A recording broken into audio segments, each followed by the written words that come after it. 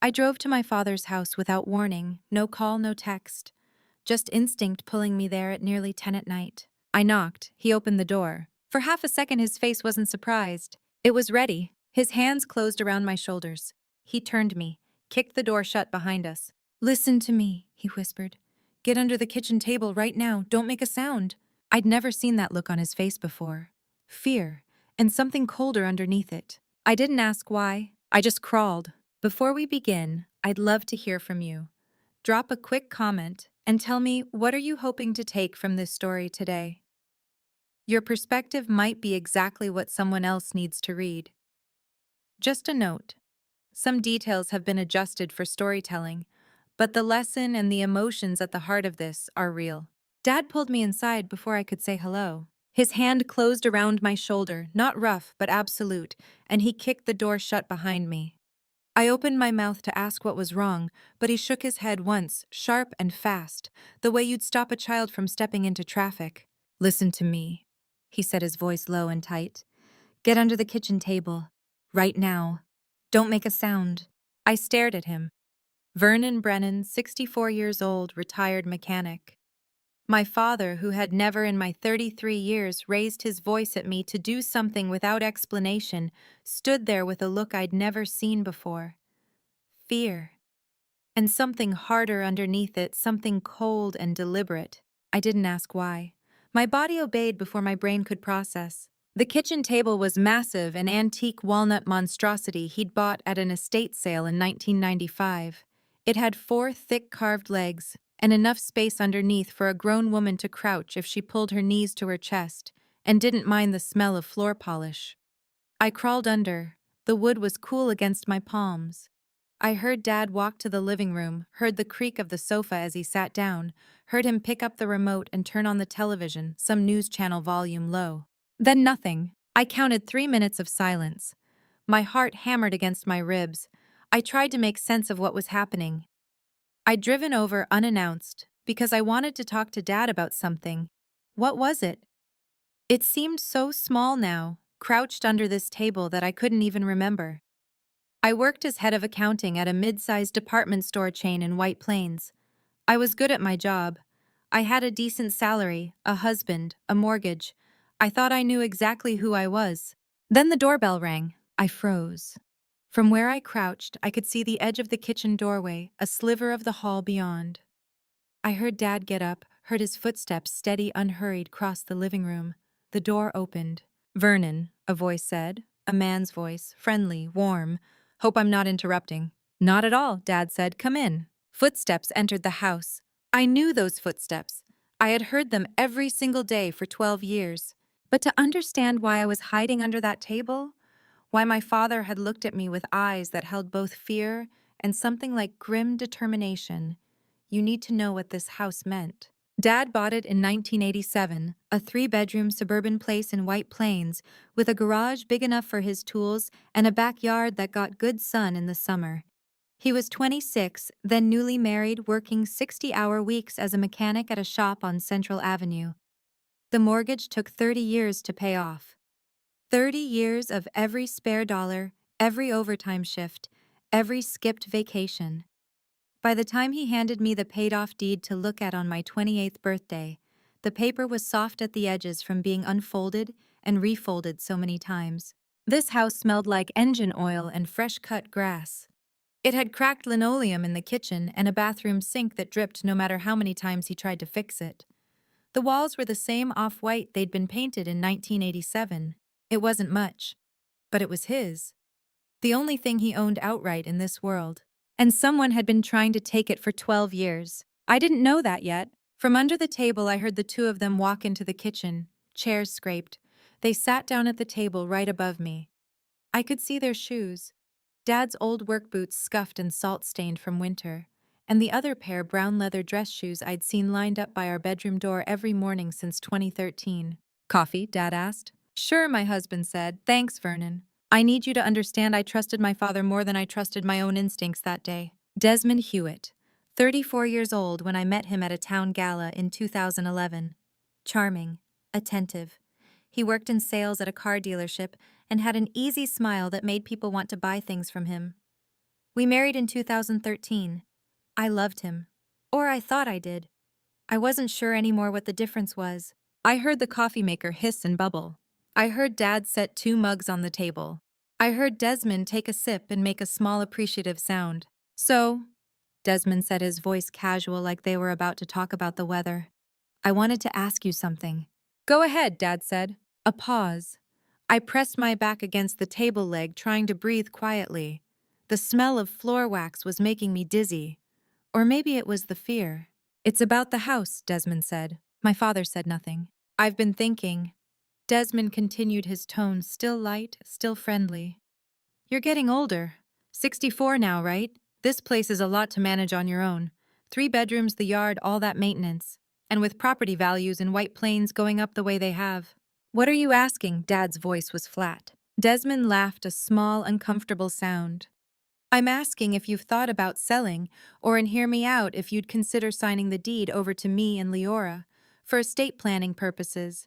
It would make things cleaner down the line, avoid probate, keep it in the family.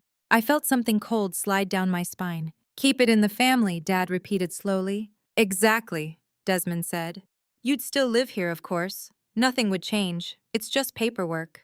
Just paperwork, Desmond said above me. I pressed my spine against the table leg and tried to slow my breathing. My husband, the man I'd shared a bed with for 12 years, was sitting 3 feet above my head, asking my father to sign away his house.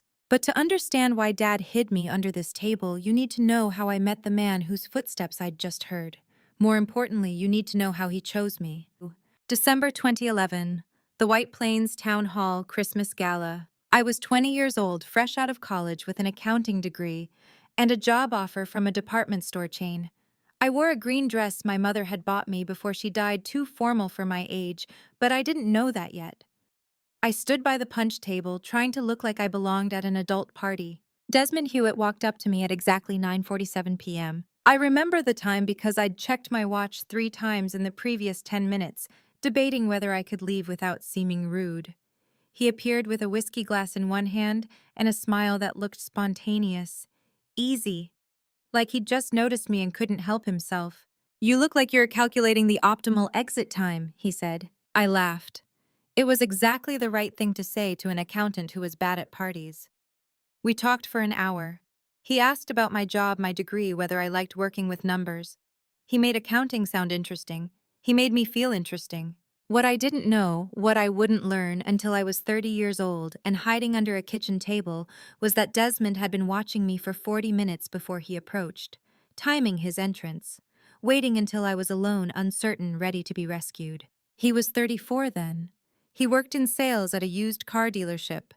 He had an easy charm that made people want to trust him, want to buy things from him, want to believe whatever he said. He'd obtained a list 3 weeks before that gala. A list of families who owned original land parcels in White Plains and the surrounding area. Families with clear titles and no outstanding debts. He'd cross-referenced that list with families who had only children, preferably daughters, and parents old enough to be thinking about retirement, but young enough to still have equity. My father, Vernon Brennan, 64 now, but 50, then had bought his house in 1987, paid it off in full by 2007. Only child me. Occupation accountant, which meant I had access to financial information and trusted numbers more than instinct. I had the highest safety index on his list. I need you to understand something. I thought I was choosing him. I didn't know I'd been chosen first. We dated for 2 years. Normal dating. Coffee shops and movies and dinners where he paid, and I offered to split, and he insisted with a smile that made me feel taken care of. He met my father in spring 2012. They got along. Desmond asked questions about cars, about engines, about the work Dad used to do. Dad answered, cautious but polite. Looking back now, I wonder if Dad sensed something even then, some instinct honed over 40 years of being the guy people tried to rip off when their transmission failed. But he said nothing. What could he say? My boyfriend was polite, employed. He showed up on time and didn't drink too much and shook hands firmly. Summer 2013. That's when Desmond made his move. We'd driven upstate for a weekend trip. His car, a 10-year-old Honda Accord he'd bought at auction, broke down on a back road 20 miles from the nearest town. We had to stay at a roadside motel. One room, one bed.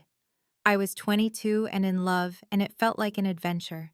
The next morning, Desmond drove straight to my father's house. I stayed in the car confused while Desmond went inside. Through the kitchen window, I watched him sit down at the table, the same table I was now hiding under, and say something that made my father's face go very still. Later, Dad called me inside.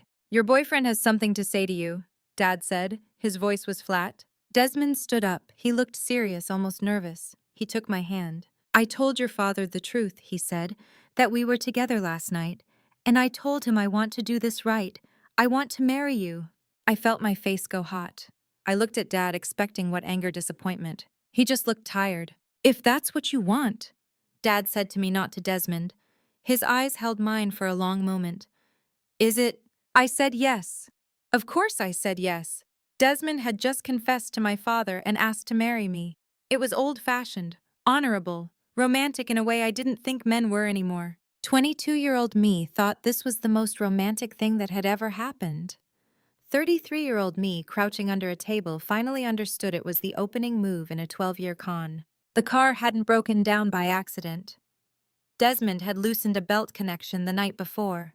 He'd engineered the whole situation, the breakdown, the motel, the confession to back my father into a corner. To weaponize Dad's honor code. A mechanic from a generation that believed if you compromised someone's daughter, you married her. Desmond knew exactly what he was doing. We married 6 weeks later. Small ceremony at the courthouse. Dad wore his good suit, the navy one he'd bought for my mother's funeral.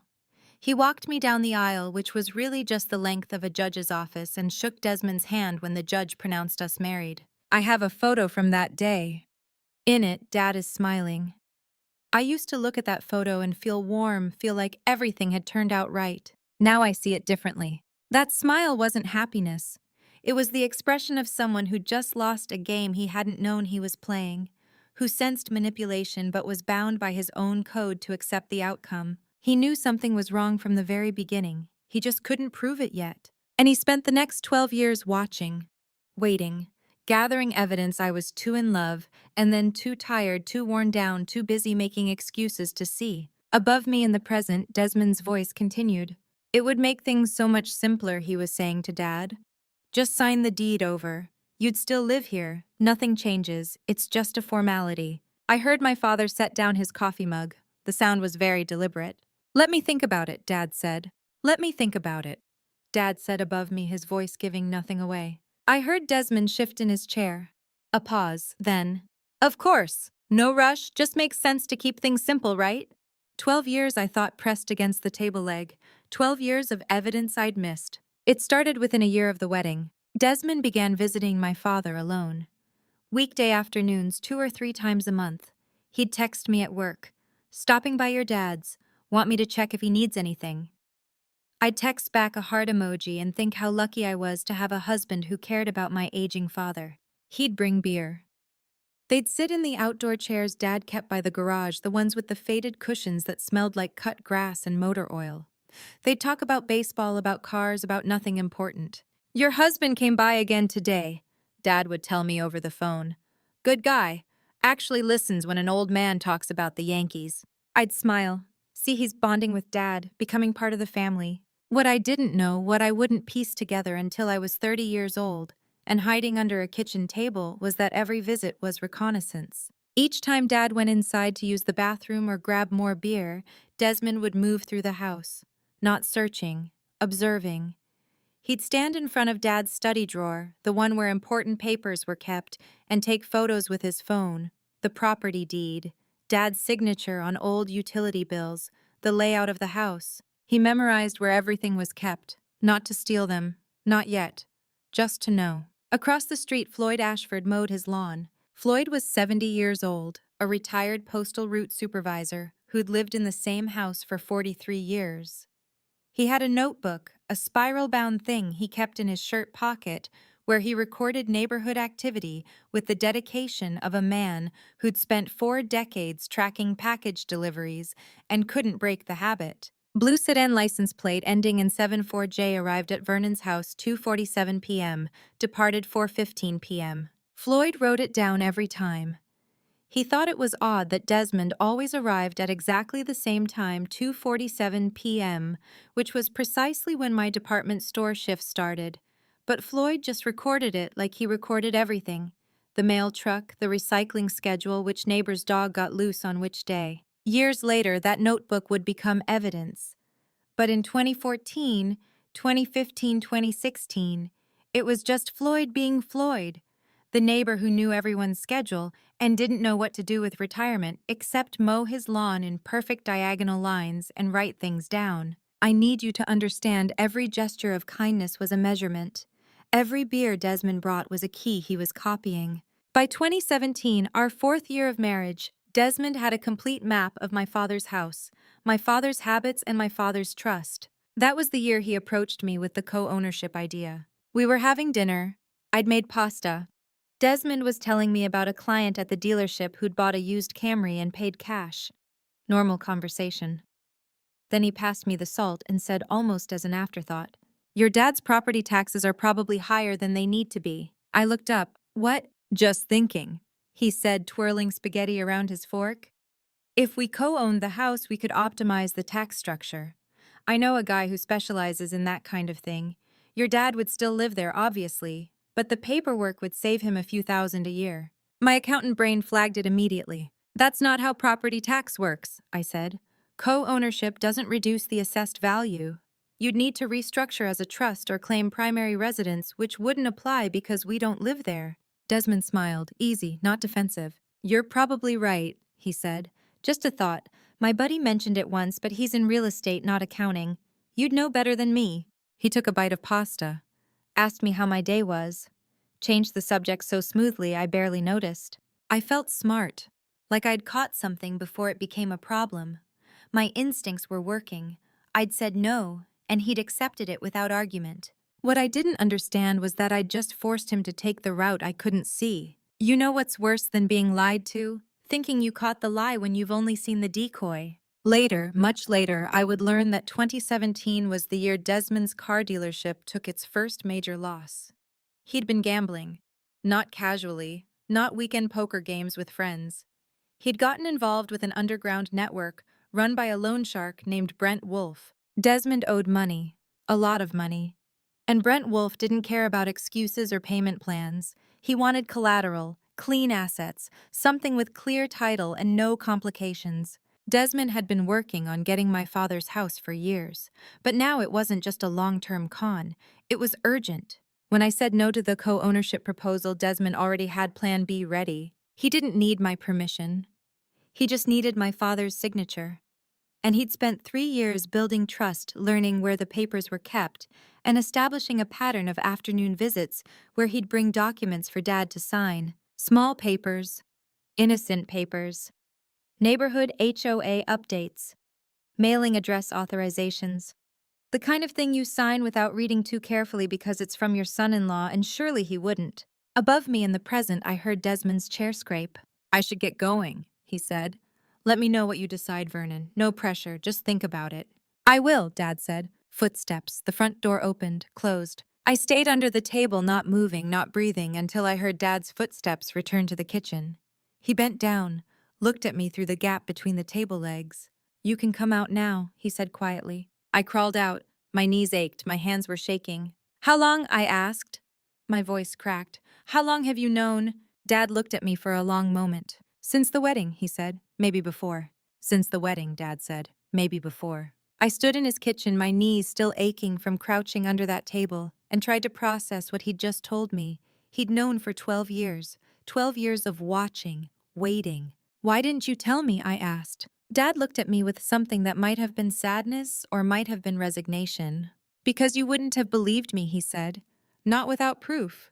How do you steal a house, one signature at a time, without anyone noticing? You start small. You start with papers that don't matter." 2018. Desmond showed up at Dad's house on a Tuesday afternoon. I was at work. He had a manila folder. "Hey, Vernon," he said, settling into his usual chair at the kitchen table. "Got some HOA paperwork. Just need your signature on a couple things. Mailing list updates, that kind of boring stuff? Dad signed. Why wouldn't he? The papers looked official. His son-in-law was being helpful, making sure the neighborhood paperwork stayed current. What Dad didn't know, what neither of us knew until much later, was that tucked between those HOA forms was a pension fund withdrawal authorization. $200. Small enough that the bank wouldn't flag it. Small enough that Dad wouldn't notice it missing from his monthly statement right away. Desmond did it again 3 weeks later. Different papers, different excuse, same result. He did it 47 times over 4 years. 200 here, 300 there, sometimes less. Never enough to trigger an alert.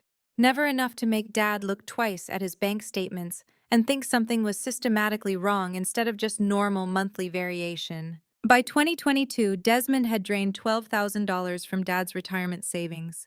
$12,000 fed directly into interest payments to Brent Wolf, the loan shark who didn't care where the money came from as long as it kept coming. And Dad signed every single authorization because family doesn't steal from you while sitting at your kitchen table drinking your coffee. Family doesn't bring papers with a smile and hide theft between the pages. Except mine did. Here's what I want you to understand. I was an accountant. Numbers were my job. Reconciling ledgers, finding discrepancies, tracking money through complex systems. That was what I did 40 hours a week at the department store. And somehow I'd stopped tracking the numbers in my own life. November 2023, lunch break at the department store accounting office. I was sitting with Saskia Ramsey, a junior accountant who'd worked under me for 2 years. 28 years old. Sharp mind, the kind of person who spotted patterns the way some people spot faces in clouds. She'd just finished reconciling a vendor account that 3 other people had declared balanced, and she'd found a $2 discrepancy that had been hiding for 6 months. We were eating sandwiches. I was complaining about money stress, casual complaint, nothing serious. Just the normal married couple tension about expenses. Desmond handles most of the cash stuff, I said, scrolling through my phone to show her our shared budget app. But it feels like we're always a little short even though both our incomes are steady. Saskia leaned over her salad and looked at the screen. These withdrawals, she said, pointing at a line of small cash amounts. Do you know where that money went? Simple question, professional curiosity. It cracked something open. I looked at the numbers. Small amounts. Regular intervals. The pattern was too consistent to be random ATM withdrawals or irregular expenses. Desmond handles it, I started to say, and then stopped. Since when do I not know where money goes? I'm the head of accounting. Saskia didn't push. She just took another bite of salad and changed the subject to something else. Some office gossip about the vendor who kept submitting invoices with the wrong tax calculations. But the question stayed with me. That evening, I came home and Desmond was on the couch. Football game on TV, beer in one hand, remote in the other. Normal Tuesday night. I stood in the doorway and looked at him. Really looked at him. You know that feeling when you suddenly see the magic trick's mechanism, when the illusion collapses and you can't believe you ever fell for it. That's what Saskia's question did to my marriage. I didn't see the man I'd married, I saw an unbalanced equation. Money going out that I couldn't account for. Time unaccounted for those afternoon visits to Dad that were supposedly about bonding, but lasted exactly long enough for what papers to be signed regular intervals. Consistent pattern. The kind of thing I'd flag in a vendor audit without hesitation. Why hadn't I flagged it in my own life? How was work? Desmond asked, not looking away from the TV. Fine, I said. I went to the bedroom and opened my laptop, pulled up our joint bank account, started scrolling back through transactions. Small cash withdrawals. Always under $300. Always on weekday afternoons. I'd never paid attention before because they were small, because Desmond said he needed cash for client lunches or dealership expenses, or a dozen other explanations that sounded reasonable in the moment. But when you line them up, when you see the pattern, I thought about Dad's house, about Desmond's smooth proposal to co-own it, about the way he'd accepted my no without argument like it hadn't mattered. Because it hadn't. He'd already built a relationship with Dad that didn't include me. Afternoon visits, papers, trust. I closed the laptop, walked back to the living room. Desmond was still on the couch, beer in hand, eyes on the screen. Did you need cash today? I asked, keeping my voice casual. He glanced at me. Yeah, took some out. Client lunch ran long. Why? Just wondering. He turned back to the game. I stood there looking at the back of his head and thought, Who are you? What equation have I been solving wrong for 10 years? Once you see it, you can't unsee it. The man on my couch wasn't my husband anymore. He was a series of transactions that didn't add up. A pattern I should have caught years ago. An anomaly sitting in my living room drinking beer and watching football while somewhere I didn't know where yet, but I would money was disappearing. Within weeks, Saskia would show me something that would prove my instincts right and make them so much worse. Within weeks, I got my answer. The first time your husband asks you for money without meeting your eyes, something inside you breaks that you didn't know could break. It was November 2023, late at night. I was reading in bed half asleep when Desmond came in from the living room. He sat on the edge of the mattress, his back to me, and I could see the tension in his shoulders. "There's a bit of a problem with the dealership," he said. I put down my book. "What kind of problem? Cash flow? Temporary thing? Could we borrow from savings just for a few months until things stabilize?" His voice had a flatness I'd never heard before, like he was reading from a script he'd rehearsed. "How much?" I asked. "Maybe," he paused, "a few tens of thousands." I felt something cold settle in my chest. A few tens of thousands. Vague, no specific number. That's not how accountants talk about money problems. "Can I see the dealership books?" I asked. "I can help figure out where the shortfall is." "Yeah, of course," he said quickly. Too quickly. "I'll pull them together when I have time. It's a mess right now. The software update corrupted some files, but I'll get them to you." He stood up, kissed the top of my head, and went to brush his teeth. I sat there in bed and thought, he's lying. I knew it the way you know the answer to a math problem before you work through the proof. The conclusion was already there. I just needed to trace back through the steps to see how I'd arrived at it. But I said yes. Of course I said yes. We were married. What else was I supposed to do? I transferred $20,000 from our joint savings account the next day.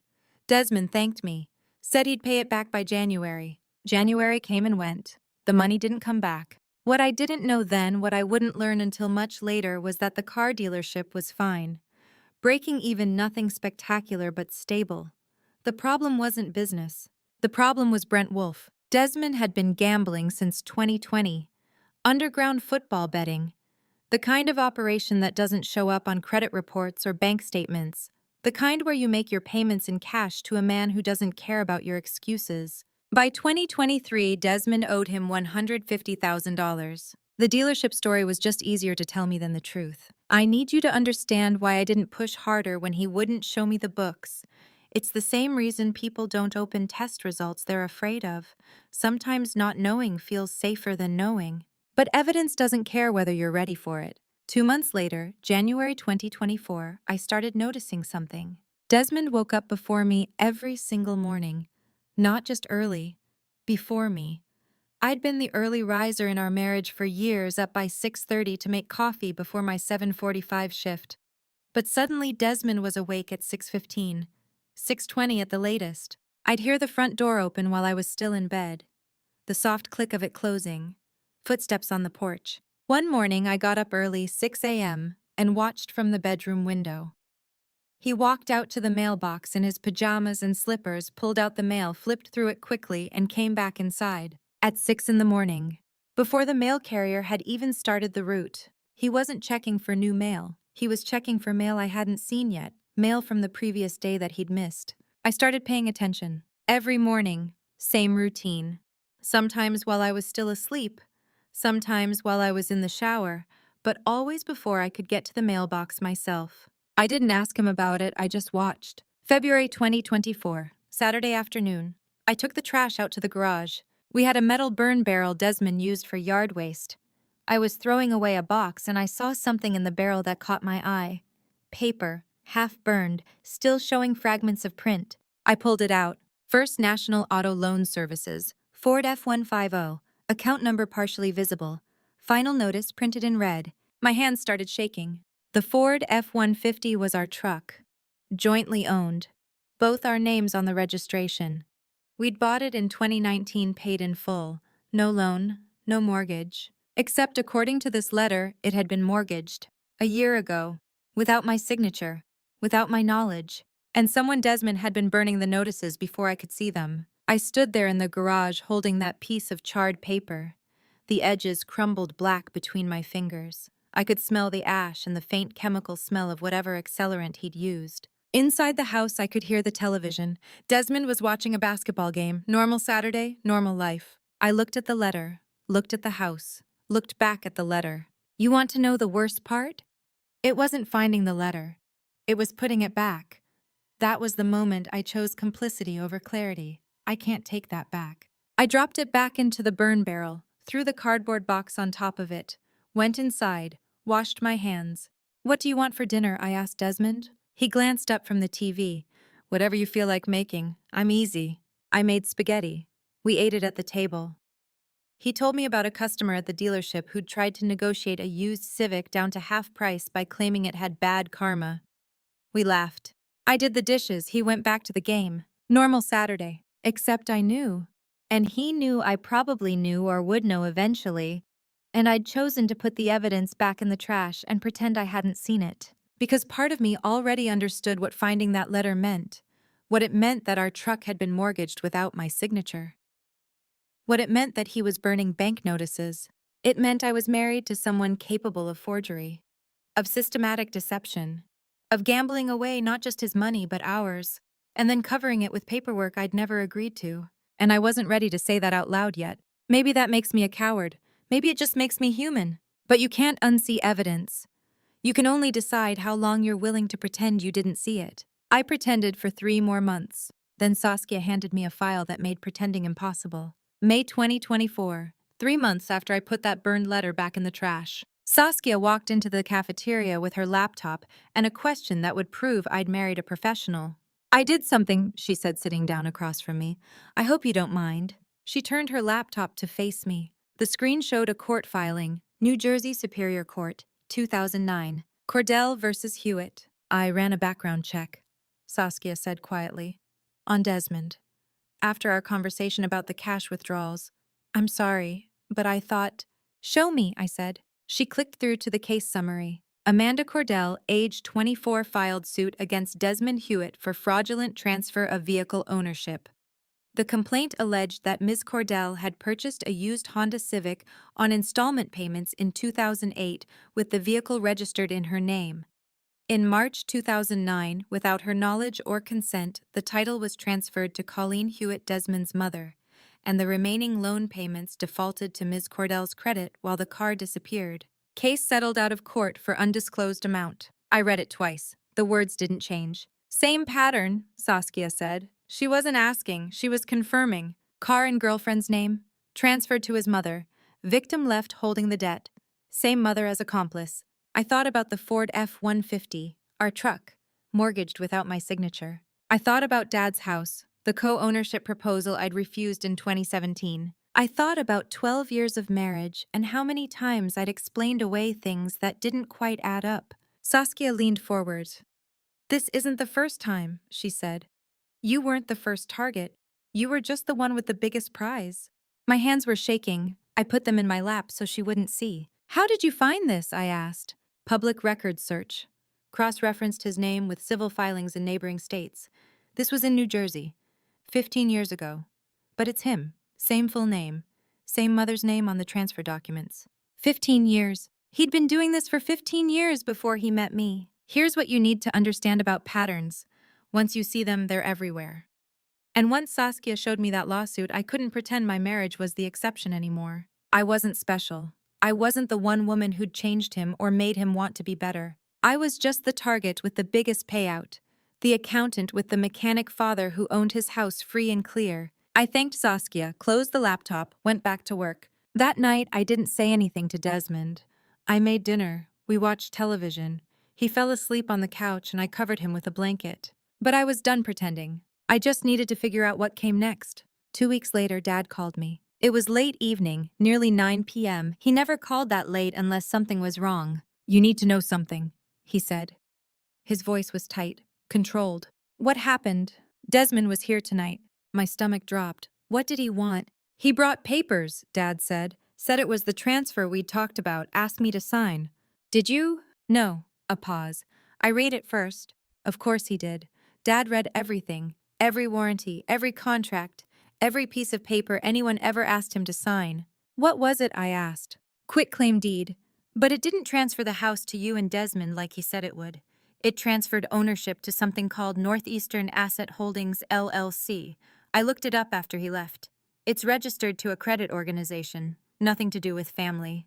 I closed my eyes. Northeastern Asset Holdings, not our names, not a family trust. A shell company. What did Desmond say when you asked him about it? I asked. Dad's voice went flat. He said it was administrative restructuring, temporary legal entity. It all comes back to the family eventually, just paperwork. Just paperwork, the same phrase he'd used when asking me about the co-ownership years ago.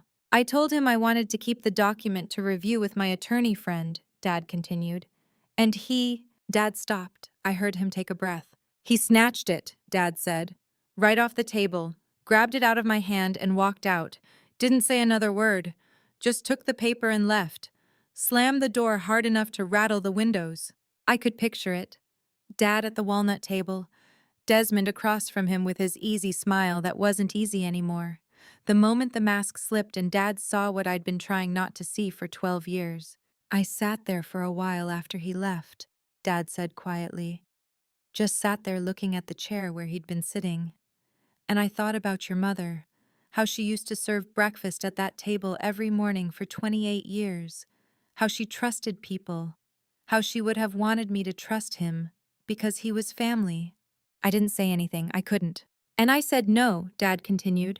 Out loud, to the empty kitchen, just that one word, no. That single word no from a 64-year-old mechanic sitting alone at his kitchen table was the sound of a man deciding to fight back. I'm calling Curtis tonight, Dad said. You remember Curtis Lowe, retired police officer, lives 2 streets over. He'll know what to do with this information. Dad, I should have done this years ago, he said. But I needed to be sure. Now I'm sure. He hung up. I sat on my bed, holding the phone, listening to the silence. Downstairs, Desmond was watching television. Normal evening, normal life. Except Dad had just declared war, and Desmond didn't know it yet. When you're 64 years old, and you realize you're not fighting your son-in-law anymore but a criminal organization, who do you call? Dad called Curtis Lowe that night. Curtis was 65.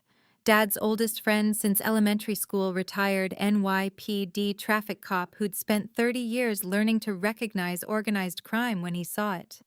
He picked up on the first ring. I wasn't there for that conversation.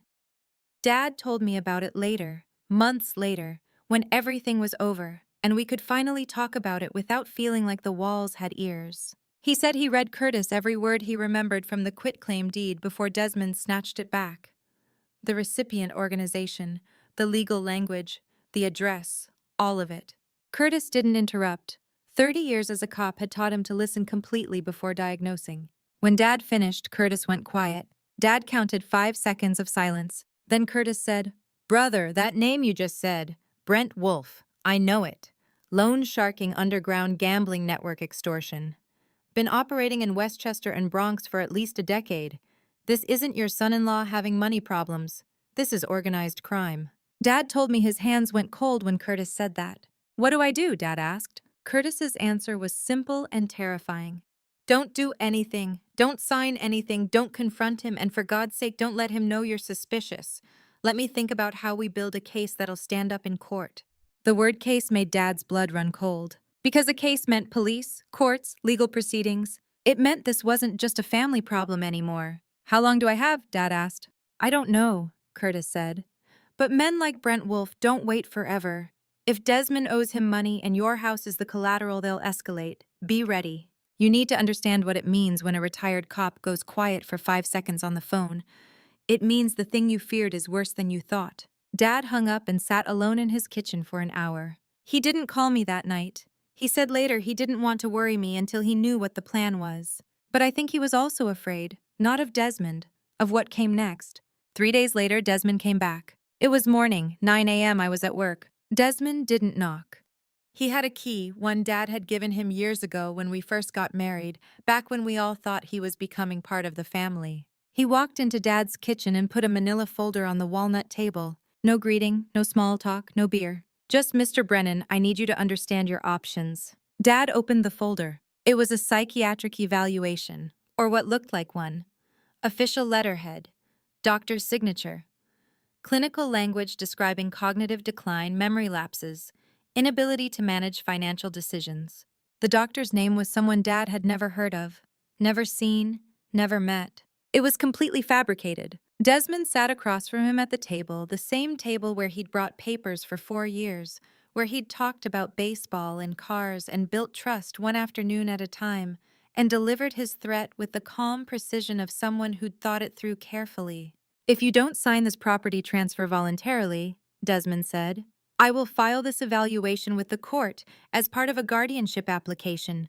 The judge will declare you mentally incompetent.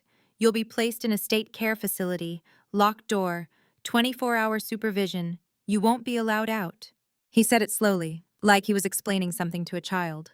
Dad told me later that he felt two things in that moment. The first was rage. Pure, cold rage at the man sitting across from him who'd married his daughter and was now threatening to have him locked away like a criminal.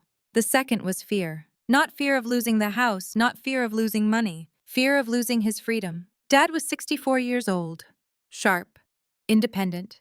He'd lived alone since my mother died, managed his own finances, maintained his own house, made his own decisions. He'd spent 40 years working with his hands fixing things, being the person people called when they needed help. The thought of being declared incompetent, of being locked in a facility where someone else decided when he woke up, what he ate, whether he could leave, was more terrifying than anything Desmond had threatened before. There are things worse than losing property. Losing your right to wake up in your own bed, to make your own coffee, to sit in your own kitchen, that's not losing a house. That's losing yourself. "You have until Friday," Desmond said, standing up. "Sign the transfer or I file the guardianship petition." He left the folder on the table and walked out. Dad sat there for 10 minutes looking at that forged evaluation. Then he called Curtis. "He just threatened to have me institutionalized," Dad said. Curtis was quiet for a moment. Then, "That changes things. If he's willing to forge medical documents and file false guardianship claims, he's desperate. Desperate people make mistakes. We can use that." "How?" "Give me 2 days," Curtis said. "I'm working on something. But Vernon, this is serious now. This isn't just fraud. This is elder abuse, forgery, extortion. If we do this, we do it right. We build a case so airtight he can't walk away from it." Dad looked around his kitchen. The same kitchen where my mother had made breakfast for 28 years. The same table where he'd signed his mortgage papers in 1987. The same house he'd worked 30 years to pay off. "I'm not signing," Dad said. "Good," Curtis replied. "Don't. And don't let him know you're scared. Just stall. Tell him you need time to think. Tell him you want to talk to a lawyer. Whatever keeps him from filing that guardianship petition before I can get the pieces in place."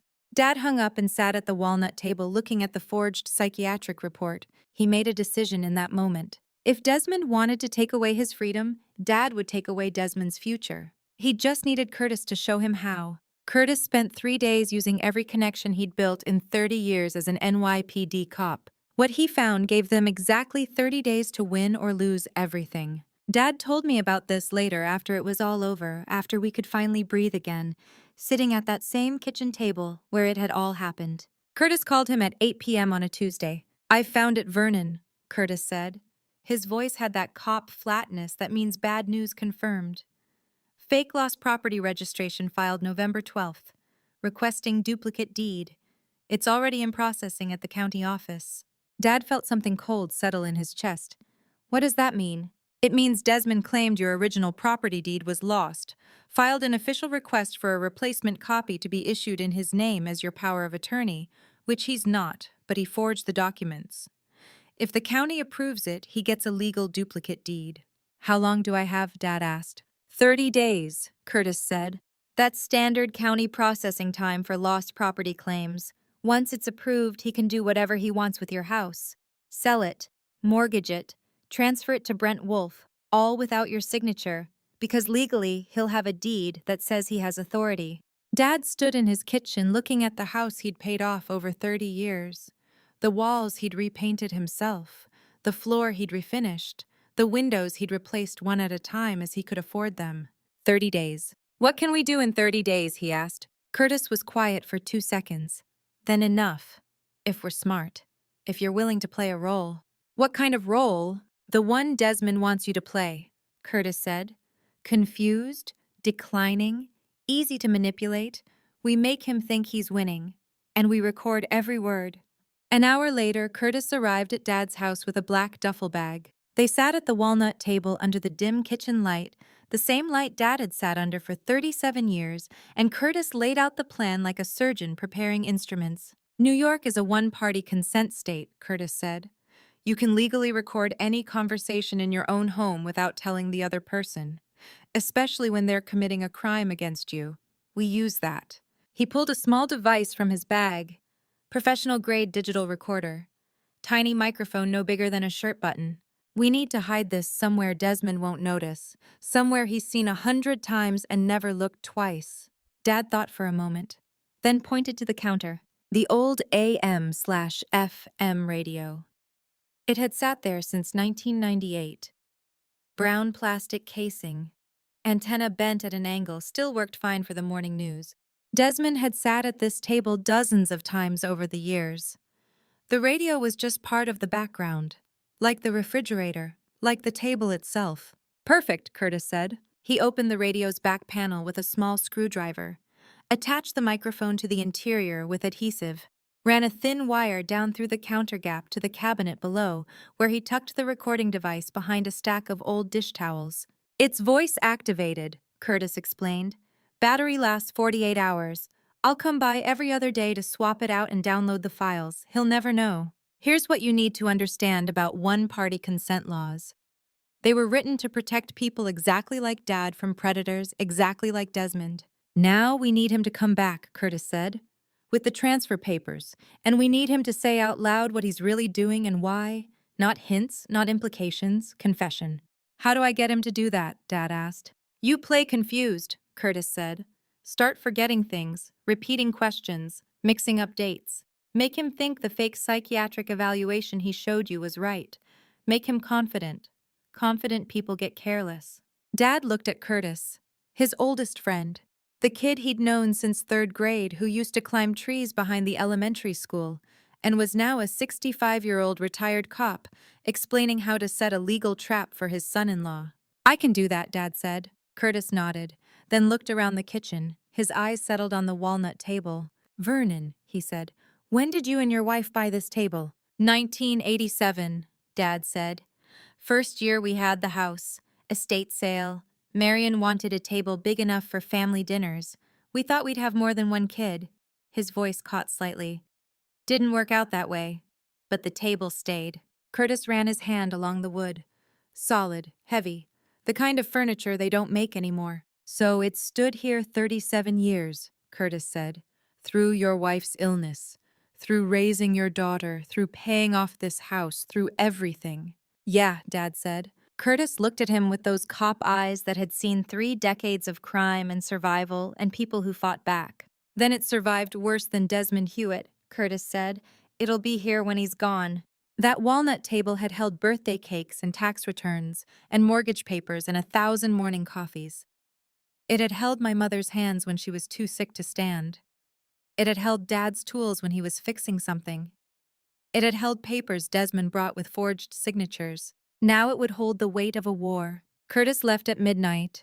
The recording device was installed, tested, working. Dad sat alone at the table and looked at the old radio. 30 days until the fake deed application went through. 30 days to convince Desmond he was losing his mind. 30 days to get him to say the thing out loud that would destroy him. The countdown had started, and Dad, 64 years old, retired mechanic, who'd spent 40 years fixing other people's problems, was about to give the performance of his life.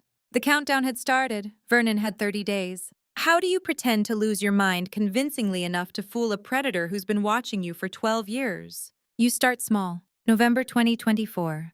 Dad began forgetting the names of common objects. Hand me that thing, he'd say to Desmond, pointing at the refrigerator. You know, the cold box. Desmond's eyes would light up, just for a second, but Dad saw it. Refrigerator Vernon, Desmond would say gently, patronizingly. It's called a refrigerator. Right, Dad would say, looking confused. I knew that. He'd repeat the same question 3 times in 10 minutes. Ask what day it was when he checked the calendar that morning. Shuffle when he walked even though his knees were fine. Pause mid-sentence like he'd lost his train of thought. During Desmond's visits, which increased to twice a week in November, Dad would look at papers Desmond brought and squint at them like the words didn't quite make sense.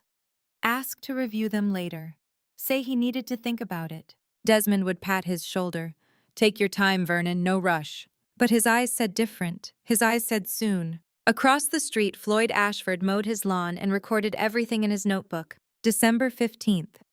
Floyd was trimming his hedges when Desmond came out of Dad's house and stood in the driveway on his cell phone. Floyd's hearing was better than most 70-year-olds. 40 years sorting mail had trained him to catch details. He heard Desmond say, "Yeah, it's almost done. The old man's losing it. Another week, maybe 2. Then we move the property and you get your collateral." Floyd wrote it down. December 15th, 3:47 p.m. Man in BMW, son-in-law on phone in driveway. Said old man losing it another week.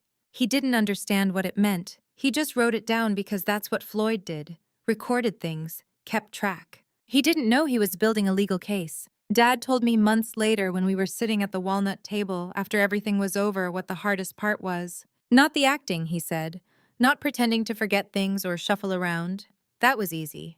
The hardest part was looking Desmond in the eye every time he came over, watching him think he was winning and not letting him see that I knew. That I knew exactly what he was doing. That he was walking into my trap. You want to know what separates a good con artist from a great one? A great one convinces you that helping them was your idea all along. Colleen Hewitt was a great con artist. I didn't figure it out until December 2024. Middle of the night, couldn't sleep. I'd been thinking about Saskia's discoveries. The 2009 lawsuit, the pattern, the 12 years of small deceptions building to this. And I thought about Desmond's mother, Colleen, 58 years old, supermarket cashier, widow for 20 years. She'd sit at our dinner table once a month, always after church, always in her good dress that was just worn enough to show she couldn't afford better, and talk about how hard it was to make ends meet. The cost of groceries, the rent increase, the medical bills. I'd listen, and at the end of the night I'd slip her an envelope, $400, cash, every month for 9 years. Starting in 2015, 6 months after Desmond first mentioned his mother was struggling, I thought I was being kind, being a good daughter-in-law, helping family. That night in December, I opened my laptop at 2 a.m. and did the math. $400 per month, 12 months per year, 9 years. $43,200. I sat there looking at that number. Then I pulled up Curtis's investigation files, the ones he'd shared with Dad, the ones Dad had shown me after he told me about the trap.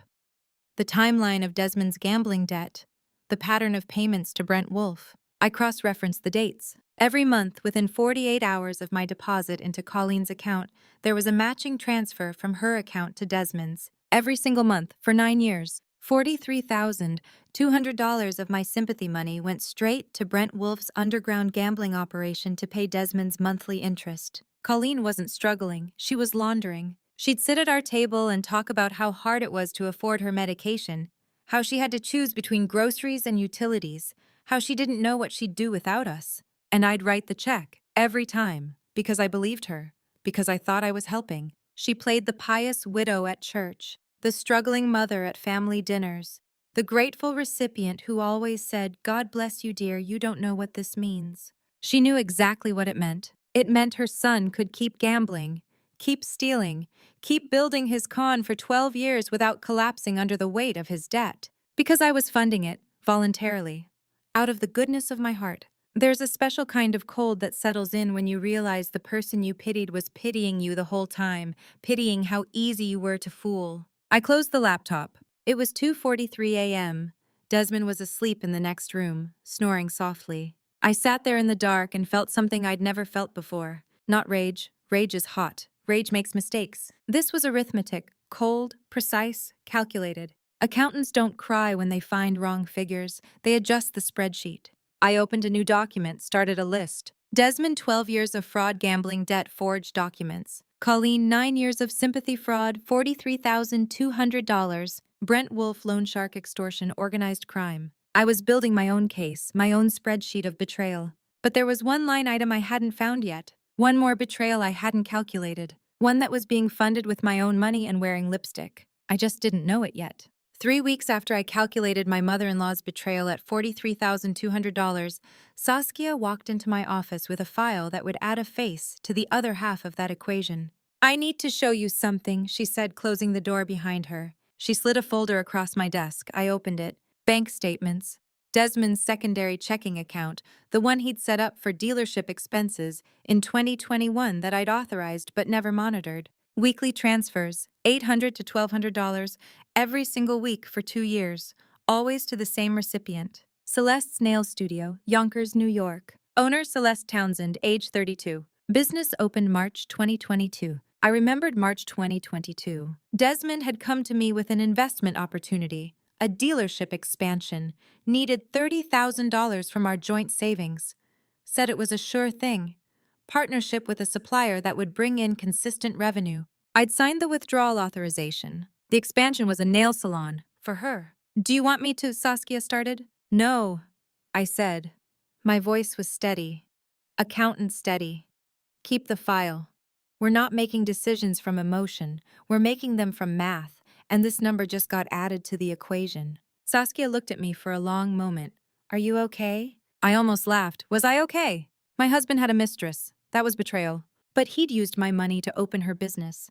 That was making me complicit in my own humiliation. You want to know the difference between discovering your husband has a mistress and discovering you paid for her business. One is betrayal. The other is being made complicit in your own humiliation. "I'm fine," I said.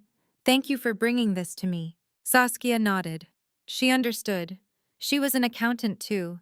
She knew that sometimes the numbers tell you everything you need to know, and emotion is just noise that obscures the calculation. I closed the file. Celeste Townsend, 32 years old, weekly payments, my $30,000. I added her to my spreadsheet. Desmond, 12 years of fraud. Colleen, $43,200. Celeste, $30,000 startup plus 2 years of weekly support. The list was growing, but I still wasn't ready to act. Not yet. I needed one more piece, one more confirmation. I didn't know I'd get it 3 weeks later, night before end day. Early January 2025. I was working late at the office, alone, 9 p.m. Everyone else had gone home. I was checking supplier invoices, routine work, the kind of thing I could do half asleep, when an automated system flag appeared on my screen. Vendor Westchester Auto Sales. Account status frozen. Reason outstanding bad debt exceeding credit limit. I stared at it. Westchester Auto Sales was Desmond's dealership. The dealership that was supposedly doing fine, breaking even, nothing to worry about. It was flagged in our own supplier database as a bad debt risk. I sat there looking at that red flag on my screen. Something inside me broke.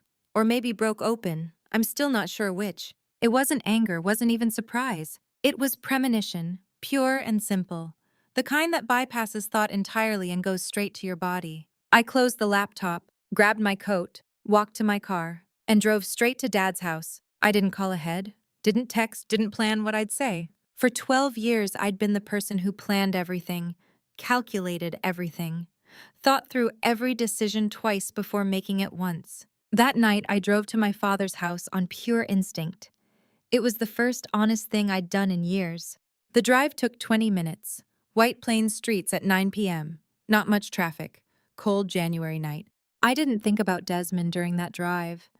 Didn't think about Celeste or Colleen or the 43,000 or the 30,000 or the nail salon or the affair or any of it. I thought about Dad's kitchen, the walnut table, the smell of coffee and engine oil that never quite left that house no matter how many times he cleaned. I just needed to sit there, that's all I knew. I pulled up to his house at 9:47 p.m. The porch light was on. It was always on.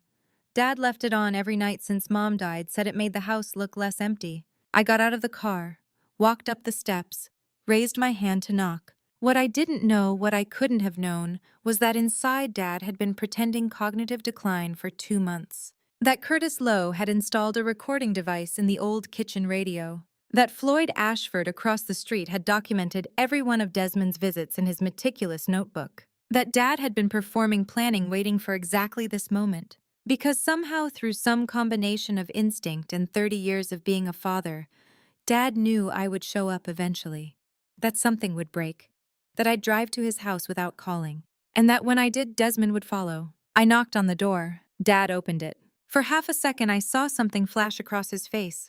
Not surprise, something else, recognition, like he'd been waiting. Then his expression shifted to concern. "What's wrong?" he asked. I opened my mouth to answer and realized I didn't know.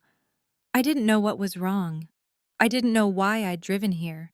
I didn't know what I wanted to say. I just knew I needed to be here. "Can I come in?" I asked. Dad looked at me for one more second, then something in his face changed, hardened, set. He reached out, grabbed my shoulder, and pulled me inside. The door closed behind me with a solid click. And that's when he said it. The words that would split my life in half. "Listen to me. Get under the kitchen table, right now. Don't make a sound." I stared at him. He looked back with eyes I'd never seen before. Fear. And something harder underneath it. Something that looked like grim determination. I didn't ask why. I just obeyed. My father opened the door, and in the half second before he pulled me inside, I saw something in his eyes I'd never seen before, not fear, but the look of a man who'd been waiting for exactly this moment. His hand closed around my shoulder. Not rough, but absolute. The door shut behind me with a solid click. He turned me to face him, both hands on my shoulders, and locked eyes with me. "Lyora," he said. His voice was barely a whisper, but carried more authority than I'd ever heard from him. "Look at me. Listen carefully. Don't make a sound. Get under this table immediately."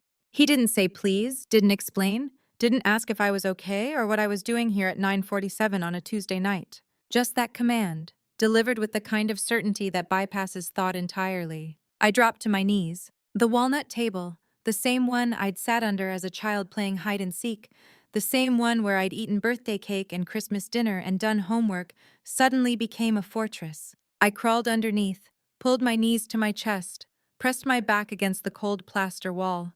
The smell hit me immediately. Floor polish, old wood, 37 years of family dinners absorbed into the grain. Dust particles floated in the yellow kitchen light, visible at floor level. I could see the legs of Dad's chair, the edge of the counter, the bottom of the refrigerator, the cold box I thought remembering his performance. Then silence. Not comfortable silence. Not the kind where you're alone in a house and everything is peaceful. The kind where every nerve in your body is listening. I counted 3 minutes. I know because I was watching the kitchen clock through the gap between the table leg and the wall. Each second marked by the soft, mechanical tick that had been the soundtrack of this house for as long as I could remember. 3 minutes of my father standing somewhere I couldn't see him from my angle waiting. Then the doorbell rang. You need to understand I didn't choose to crawl under that table because I understood what was happening. I did it because something in my father's voice told me my life depended on it. I heard Dad's slippers shuffle across the floor. Slow, deliberate, the shuffle of an old man who moved carefully. Except Dad didn't shuffle, not normally, his knees were fine. This was performance. The deadbolt clicked. The door opened. "Desmond." Dad's voice drifted from the entryway. Warm, surprised. "What brings you by?" "Just wanted to check on you, Vernon." Desmond's voice, the same voice I'd heard every single day for 12 years. "See how you're feeling?" Footsteps. I knew those footsteps, the rhythm of them, the weight, the pace. Desmond walked like someone who was always slightly in a hurry but trying not to show it. Quick steps that tried to be casual. But from under this table, hidden and listening with every nerve alive, they sounded completely different. Heavier, more deliberate. Not the footsteps of a son-in-law visiting family. The footsteps of someone coming to collect. They moved into the living room. I could see the edge of Desmond's shoes through the kitchen doorway. Brown leather. The ones I'd bought him for his birthday 2 years ago. "How are you feeling?" Desmond asked. "Did you remember to take your blood pressure medication this morning?" Dad paused. Perfect hesitation. "I think so. Or was that yesterday? The days get mixed up sometimes." "That's okay," Desmond said. His voice was gentle, patient. "That's normal. Don't worry about it." I heard him set something down. His bag, probably. The soft thump of leather on wood. His shoulders relaxed. I couldn't see it, but I heard it in the way his weight shifted the slight exhale. He thought he was winning. "Can I get you something to drink?" Dad asked. "Coffee?" "That would be great," Desmond said. "Thanks, Vernon." Footsteps moved toward the kitchen, Dad's slow shuffle, Desmond following behind. I pressed myself harder against the wall, trying to make myself smaller and visible. They were right above me now. I could see their shoes. Dad's old work boots, salt-stained from winter. Desmond's leather dress shoes.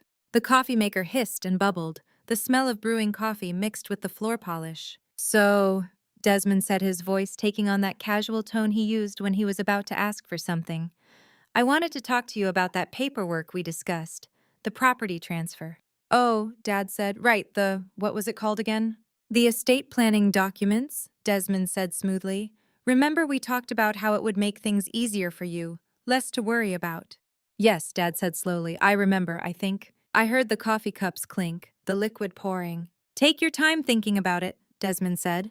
No rush, I just want to make sure everything's taken care of properly. Then he laughed. That laugh, I'd heard it 10,000 times in 12 years. Across dinner tables, in bed, in the car on road trips, at family gatherings and date nights and lazy Sunday mornings. I thought I knew that laugh. I thought it was the sound of my husband's joy, his warmth, his easy charm.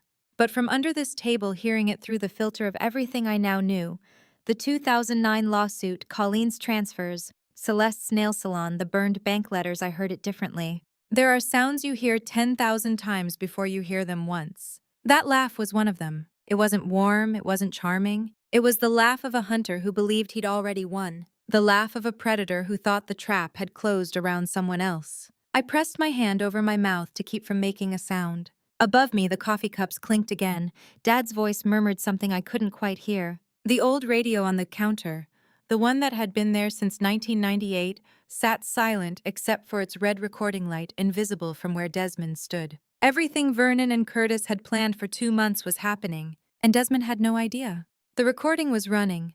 Desmond thought he was winning, and I was witnessing the man I'd married become someone I'd never actually known. Through the 2-inch gap between the checkered tablecloth and the kitchen floor, I watched my husband's hand reach into his jacket pocket and pull out a small pill bottle. Amber plastic, the kind pharmacies use for prescriptions. He was standing at the counter, his back to Dad, who'd stepped into the living room to turn down the television volume. Just a second, Dad had said, shuffling away. Perfect timing, like he'd orchestrated it. Maybe he had. Desmond glanced over his shoulder, checked Dad's position, looked back at the counter. His hand moved with practiced efficiency, unscrewed the cap with his thumb, tilted the bottle.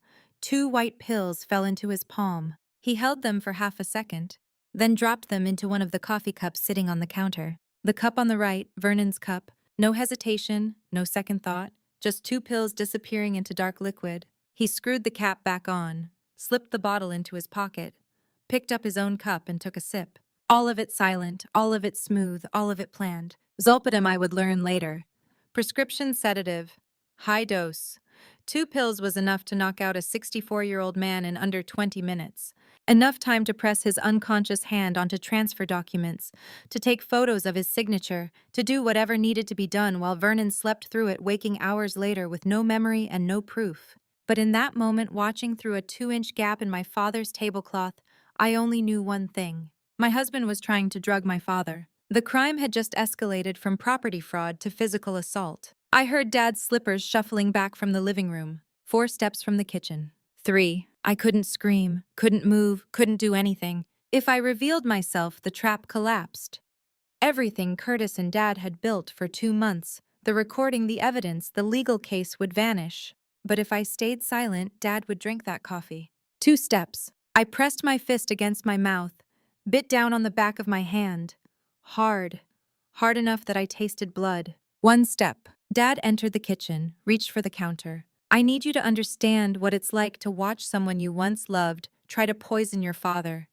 And know that if you scream, if you move, if you do anything, you destroy the only chance to stop him forever. Dad's hand was 6 inches from the cup. 5 inches. Desmond was saying something about property values, about estate planning, about how important it was to get these things in order. 4 inches. I couldn't look away, couldn't close my eyes, could only watch and bite my own hand and pray for something I didn't know how to pray for. 3 inches. Then Dad's eyes flicked down. Not at me, not at my face, at the angle where I was hidden. The specific angle that had given me line of sight to the counter. The angle that meant I'd seen what Desmond had done. It was a microsecond, less than that. A glance so quick that if I'd blinked I would have missed it. But I saw it, and he knew I'd seen it. And in that moment of silent communication, father to daughter, witness to witness, everything changed. Dad's hand moved past the coffee cup on the right, touched the edge of the counter. He looked at Desmond with that confused, elderly expression he'd been performing for 2 months. Actually, he said slowly, like he was just thinking of it, I'll just have water. Stomach's been a bit upset today. Coffee might not be the best idea. He turned to the sink, filled a glass, took a sip. The coffee cup sat on the counter, untouched. Drugged. Evidence. Desmond's face showed nothing. Oh, sure, hope you feel better. Nothing serious, I hope. No, Dad said. Just getting old. Things don't sit right like they used to. He was perfect, absolutely perfect. I let out the breath I'd been holding, silent, careful. My hand was still pressed against my mouth. When I pulled it away, I saw teeth marks, a crescent of broken skin, blood on my knuckles. I'd bitten myself hard enough to break through, but I hadn't made a sound. That microsecond of eye contact between my father and me, where he looked not at me, but at my angle, understood what I'd seen and saved himself without a word, was the moment I knew we'd win. Because that kind of communication doesn't come from planning. It comes from 30 years of being a father, of knowing your child well enough to read what they're not saying, of trusting them absolutely. Desmond didn't see it. He was looking at his phone, checking something, casual, comfortable. He had no idea what had just happened. No idea that the trap had just tightened another notch. No idea that the recording device had captured him standing with his back to Vernon for 47 seconds, the exact window when those pills were dropped. I watched the coffee cup from my position under the table. It sat there on the counter, brown ceramic. Dad's favorite mug, the one with a chip on the handle from 1994, when I'd knocked it off the table doing homework. 2 pills dissolving in the bottom. Zolpidem. Evidence of attempted assault on a senior citizen. Evidence of intent to incapacitate for the purpose of fraud. Evidence that would stand up in court. Desmond picked up his own cup, took another sip, set it down. So about those documents, he said, his voice shifting, less casual now, more focused. Have you had a chance to think about what we discussed, the transfer? Dad moved to the table, sat down heavily in his chair, the one right above where I was hidden. I'm still thinking, he said. It's a big decision. The house has been in the family a long time. I understand, Desmond said. He sat across from Dad. I could see his shoes, brown leather. But Vernon, you have to understand the timeline. There are complications, financial complications that need to be resolved soon. His voice was different now. The warmth was fading. The mask was starting to slip. What kind of complications, Dad asked. And Desmond, thinking his sedatives were about to kick in any minute, thinking Vernon would be unconscious soon, thinking he'd already won, started to tell the truth. Desmond thought the sedatives would kick in any minute. He thought Vernon would be unconscious soon. He thought he'd already won. That's why he started telling the truth. Vernon, he said, and his voice cracked on the name. I need you to understand something. Brent Wolfe wants his money, and he doesn't take no for an answer. I'd never heard that name before, Brent Wolfe. From under the table, I watched Dad's face. He didn't react. Just sat there with that confused, elderly expression he'd perfected over 2 months. Who? Dad asked slowly. Brent Wolfe, Desmond repeated. He's the one who fronted the money for the dealership expansion. The one I told you about. Oh, Dad said. Right, how much was that again? Desmond's hands were shaking. I could see them from my angle. He picked up his coffee cup, the one that wasn't drugged, and took a sip to steady himself. It started as a business loan, he said, for inventory, to expand the lot. But things got complicated. Complicated how, Dad asked? The silence stretched. 3 seconds, 5, 7. This was Dad's strategy. Curtis had probably coached him on it. Ask a simple question, then wait. Let the silence become unbearable until the other person fills it. Desmond filled it. The dealership wasn't doing as well as I thought, he said. The margins were tighter, competition from the bigger lots. I thought I could turn it around. I just needed time. Dad said, neutral, giving nothing. So I took some risks. Desmond continued. His voice was getting faster now, more desperate. Tried to recoup the losses, football betting, underground operation. Nothing illegal. Well, technically it's illegal, but everyone does it. I thought I had a system. I thought I could predict the outcomes. He laughed. It sounded hollow. I was wrong, he said. The losses piled up. And Brent, he's not the kind of person you can just tell, I need more time. He wants collateral, real collateral, property. When Dad asked, What? When did this start? Another silence, shorter this time. About 3 years ago, Desmond said. The betting, the debt, it's been getting worse. 3 years. While I was giving Colleen $400 a month, while I was signing withdrawal authorizations for dealership investments. While I was sleeping next to him every night thinking we were building a life together. I pressed my hand over my mouth again. The bite mark from earlier throbbed. Dad's coffee cup sat on the table above me, still full, untouched, the drugged one. Desmond's hands shook so badly now that he had to set his own cup down. The contrast was surgical. You need to understand what it's like to watch someone you loved for 12 years disintegrate in real time. To hear him confess to years of lies while sitting 3 feet above your head. To know that every word is being recorded and will be used to destroy him. And to know that you can't make a sound. The dealership was never really profitable, Desmond said. His voice was barely above a whisper now. I told you it was breaking even. I told everyone that. But the truth is, it's been hemorrhaging money for 2 years. I kept it running by doing things I shouldn't have done. What things, Dad asked? Desmond looked at him, looked around the kitchen. His eyes passed right over the spot where I was hidden. Then he said it. Money laundering. 2 words, dropped like stones. For Brent, Dad asked. Yeah, Desmond said. He needed a way to clean cash from his other operations, gambling, loan sharking, other stuff I don't ask about. The dealership was perfect.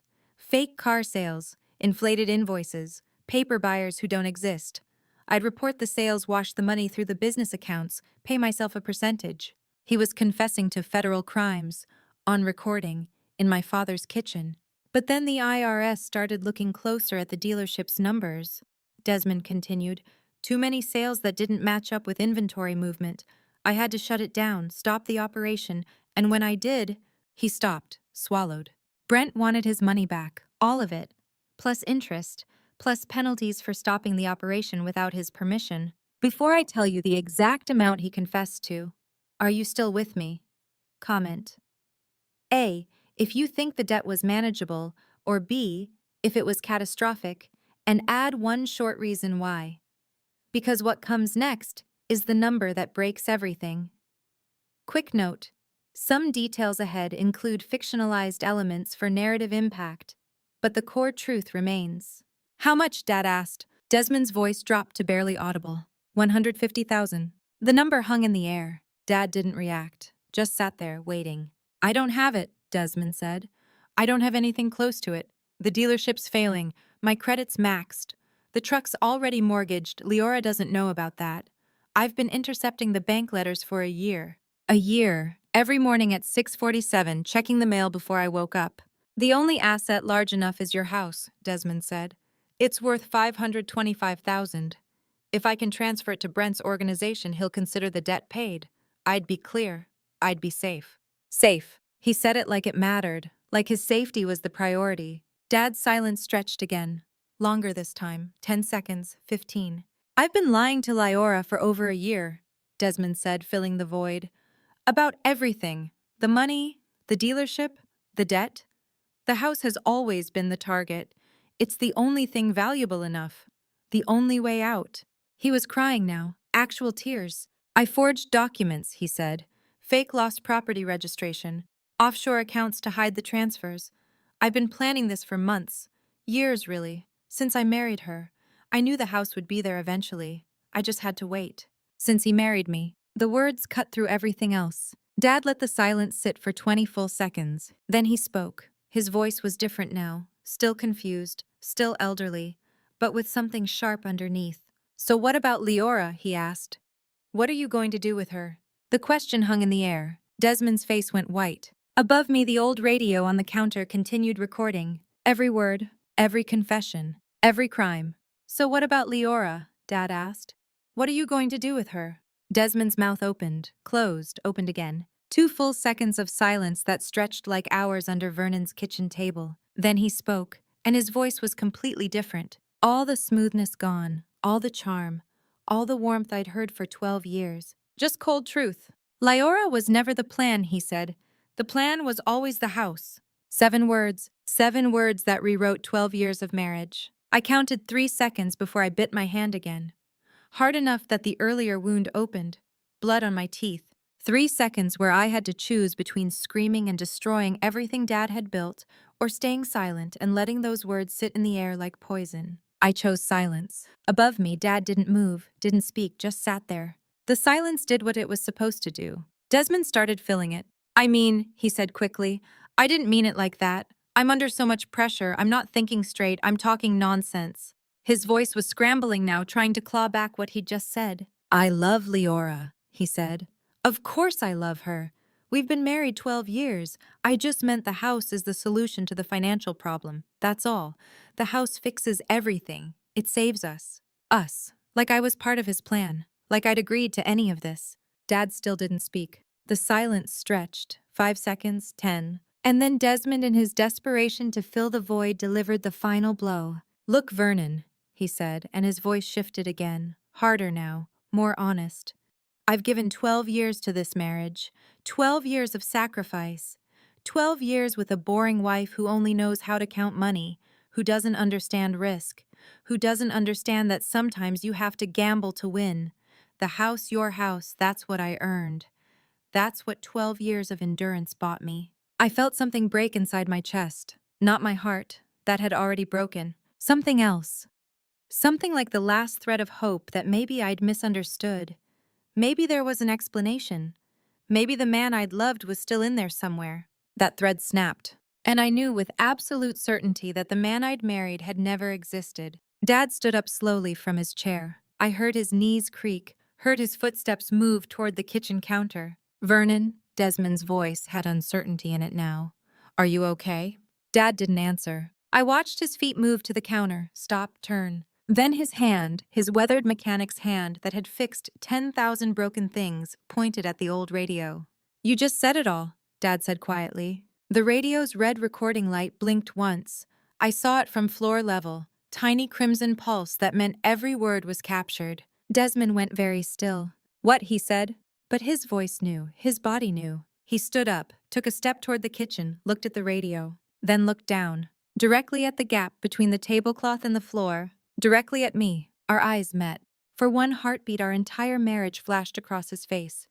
Every dinner, every morning, every lie, every moment I'd believed him. Then it dissolved into something else. Fear. My body decided before my brain did. I crawled out from under the table, stood up. My dress was wrinkled. My hair was disheveled. My face had dried tears and fresh blood on my hand from where I'd bitten myself to stay silent. I looked at him. He looked at me. 2 seconds. That's how long it took him to cycle through his responses. Shock, then fear, then incredibly a smile, forced, desperate. Honey, he said, what are you doing here? I didn't know I can explain. You said I was never part of the plan, I said. My voice was calm, accountant calm. The kind of calm that comes from finally seeing the numbers add up. My plan is just beginning now. The front door opened. Curtis Lowe walked in, 65 years old, retired NYPD, Dad's oldest friend. He looked at Desmond with eyes that had seen 30 years of criminals try to talk their way out of corners. Son, Curtis said, his voice carrying the weight of 3 decades in law enforcement. I was standing outside that door before you even rang the bell. He walked into the kitchen, stood next to Dad, looked at the radio. That old thing, Curtis said, almost conversationally. Been on that counter since 1998, hasn't it, Vernon? 1998, Dad confirmed. Funny thing about old radios. Curtis continued, looking at Desmond. Nobody ever looks twice at them. Been in the same spot so long they're invisible. He reached behind it, pulled out a small digital recording device connected by a thin wire. This, on the other hand, Curtis said, holding it up, is very new. Professional grade, voice activated, battery good for 48 hours, and it's been recording you from the first moment you walked into this house. Desmond's face drained of all color. He started. Everything, Curtis said. The zolpidem you dropped in Vernon's coffee, the confession about Brent Wolfe, the money laundering, the fake property registration, the forged documents, the admission that you married Leora to get access to this house. Curtis looked at the device in his hand. New York is a one-party consent state, he said.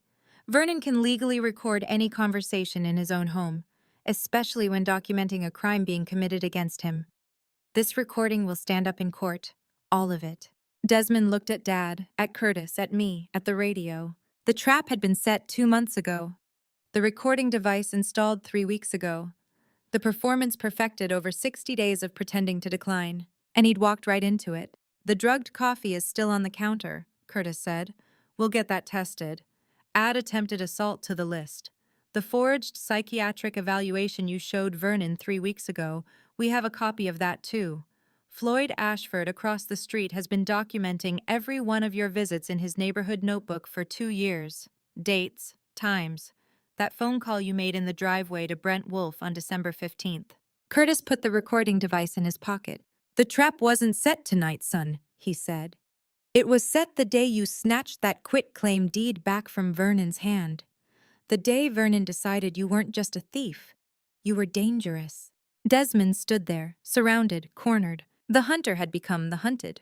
And the recording, every word, every confession, every betrayal existed. Legal, admissible, permanent. The recording captured everything. Desmond stood cornered, legal evidence of attempted assault, fraud, forgery, money laundering. He should have been terrified. Instead, he lifted his head and smiled. Not the warm smile I'd known for 12 years. Not the charming one he used on clients. Something else. Something bitter and sharp. You know what, he said, looking directly at me. Fine. You heard it all. The truth is out. He straightened his shoulders, adjusted his collar. But let me tell you something else while we're being honest, he said. That house does deserve to belong to me, because I earned it. 12 years. 12 years of sacrificing. 12 years of enduring a boring marriage with a woman who only knows how to count money, who doesn't take risks, who doesn't understand that life requires more than spreadsheets and caution. He looked at Dad, at Curtis, back at me. I gave 12 years to this family, he said. To her, to this. That house is what I'm owed for putting up with mediocrity. I stood there looking at him. I didn't react, didn't flinch, didn't cry, because I'd already heard worse tonight. Already heard him say I was never the plan. Already watched him try to drug my father. This was just noise. Dad didn't react either. Just sat in his chair with that same calm expression. But Curtis moved. He reached into his jacket pocket, pulled out his phone, set it on the kitchen table face up. That's interesting, Curtis said, his voice still carrying that cop flatness. Because what I heard on that recording was confession to multiple felonies, elder financial abuse, attempted drugging of a senior citizen, fraud, money laundering, conspiracy with a known organized crime figure. He picked up the phone, started scrolling. This number, Curtis said, showing the screen to Desmond, is the State Department of Justice Elder Abuse Hotline. I can call it right now. They'll have officers here within 30 minutes, or... He looked at Desmond. You can leave. Get in your car, drive away, and turn yourself in tomorrow morning at the Westchester County Courthouse. Your choice. For the first time in 12 years, I saw actual fear on Desmond's face. Not stress, not worry, not the controlled panic I'd seen when he talked about Brent Wolfe. Real fear. The kind that comes from knowing you've run out of moves. He looked at the phone in Curtis's hand. At the recording device still sitting on the counter. At the drugged coffee cup. At me. At Dad. 4 witnesses. Recorded confession. Physical evidence. No way out. He made his choice. Desmond grabbed his coat from the chair. Didn't put it on. Just clutched it in his fist. He walked to the front door, fast, not running but close. Shoved it open. The door hit the wall. Hard. A paint chip spiraled to the floor, tiny white fragment of a marriage that just ended. His footsteps thundered down the porch steps. 3 stairs, 4, 5. I heard him hit the sidewalk, heard his car door open, slam shut. The engine roared, tires squealed, then silence. Curtis walked to the door, locked it, slid the chain into place. He won't be back tonight, he said. Dad nodded, slowly, like he was very tired. Thank you, Dad said to Curtis. Curtis just squeezed his shoulder. I'm going to go back to my place. Call me if anything changes. I'll have my phone on all night. He left through the back door, more discreet. Floyd Ashford across the street had probably seen enough for one evening. And then it was just Dad and me, in the kitchen where I'd crawled under a table 3 hours ago, where I'd bitten my own hand to stay silent, where I'd watched my husband try to drug my father and confess to 12 years of lies. I walked to the sink, turned on the water. It ran cold, clear, the sound filling the kitchen, and I cried. Not loud, not dramatic. My shoulders shook, but no sound came out. 12 years of marriage to someone who'd never existed. 12 years of thinking I was building a life when I was really just the collateral in someone else's con. My shoulders shook, but no sound came. 12 years of keeping things together, of being the calm one, of not making scenes trained me too well. I felt Dad's presence before I heard him. His footsteps on the linoleum, slow, careful. Then his hand on my shoulder. Heavy, warm, steady. "Dad's here," he said. 2 words. That's all. Not "it'll be okay." Not "don't cry." Not "we'll figure this out." Just "Dad's here." And somehow that was everything. Because for 12 years I'd been alone. Even when Desmond was in the room. Even when we were lying next to each other in bed. Even when we were having dinner, or watching television, or pretending to be a normal married couple. I'd been alone, carrying the weight of a life I didn't understand. Making excuses for things that didn't add up. Ignoring instincts because I wanted to believe in something that had never been real. But right now, standing at my father's kitchen sink with water running and my shoulders shaking and blood still on my hand from biting myself to stay silent, I wasn't alone. The water ran. I cried. Dad's hand stayed on my shoulder. We stood there for 5 minutes, maybe 10. I lost track of time. Finally, I turned off the tap, wiped my face with the back of my hand, looked at Dad. He looked older than I'd ever seen him. Tired, but also something else. Relieved. "How long have you known?" I asked. My voice was raw. "Since the wedding," he said. "Maybe before, I couldn't prove it. Not until he got desperate enough to make mistakes." 2 months, I said. "You've been planning this for 2 months." "Longer," Dad said. "I've been watching for 12 years, planning for 2 months." He pulled out a chair, sat down heavily. "I needed you to hear it yourself," he said. "If I'd told you, you might have doubted. Might have wanted to give him another chance. Might have thought I was wrong." He looked at me with those mechanic's eyes that had fixed 1,000 broken things. "But if you heard it yourself," he said, "there'd be no doubt." I sat down across from him, at the walnut table where I'd hidden 3 hours ago, where my mother had served breakfast for 28 years, where the recording device had captured every word of my husband's confession. "What happens now?" I asked. Dad reached across the table, put his weathered hand over mine. "Now," he said, "we make sure he can never do this to anyone else." "Now we make sure he can never do this to anyone else," Dad said. I nodded. Went home, didn't sleep, sat on my bed looking at the ceiling until the sky started to lighten. At 6 a.m. I got up, put on the same coat I'd been wearing, drove to Westchester County Family Court. The family court opens at 7:30 a.m. I was waiting at the door at 7:15, still wearing yesterday's coat. The security guard unlocked the glass doors at 7:28. Looked at me standing there alone. "You okay, ma'am?" he asked. "I'm fine," I said. "I just need to file something." He let me in. I walked to the clerk's office, filled out the paperwork, divorce petition, emergency motion for state asset freeze, request for protective order. My handwriting was steady, accountant handwriting, the kind that fills out forms for a living. At 7:45 a.m., I walked to the filing window. The clerk was a woman in her 50s, reading glasses on a chain, kind eyes that had probably seen 1,000 desperate people walk up to this window. She looked at my forms, then looked at me. Really looked. My coat was wrinkled. My eyes were red. And on my right elbow, visible when I handed her the paperwork, was a smear of floor wax. Residue from crawling under Dad's kitchen table 12 hours ago. "Would you like to sit down and rest for a moment?" she asked gently. "You look like you've had a hard night." "No," I said. "I want to file before 8 a.m. She held my gaze for 3 seconds, then nodded. Stamped the petition, filed the emergency motion, entered it into the system. "The asset freeze will be processed within 2 hours, she said. "By 9 a.m., all jointly held assets will be frozen pending court review." "Thank you," I said. I walked out of the courthouse at 7:52 a.m. By 9 a.m., every car on Desmond's dealership lot would be sealed.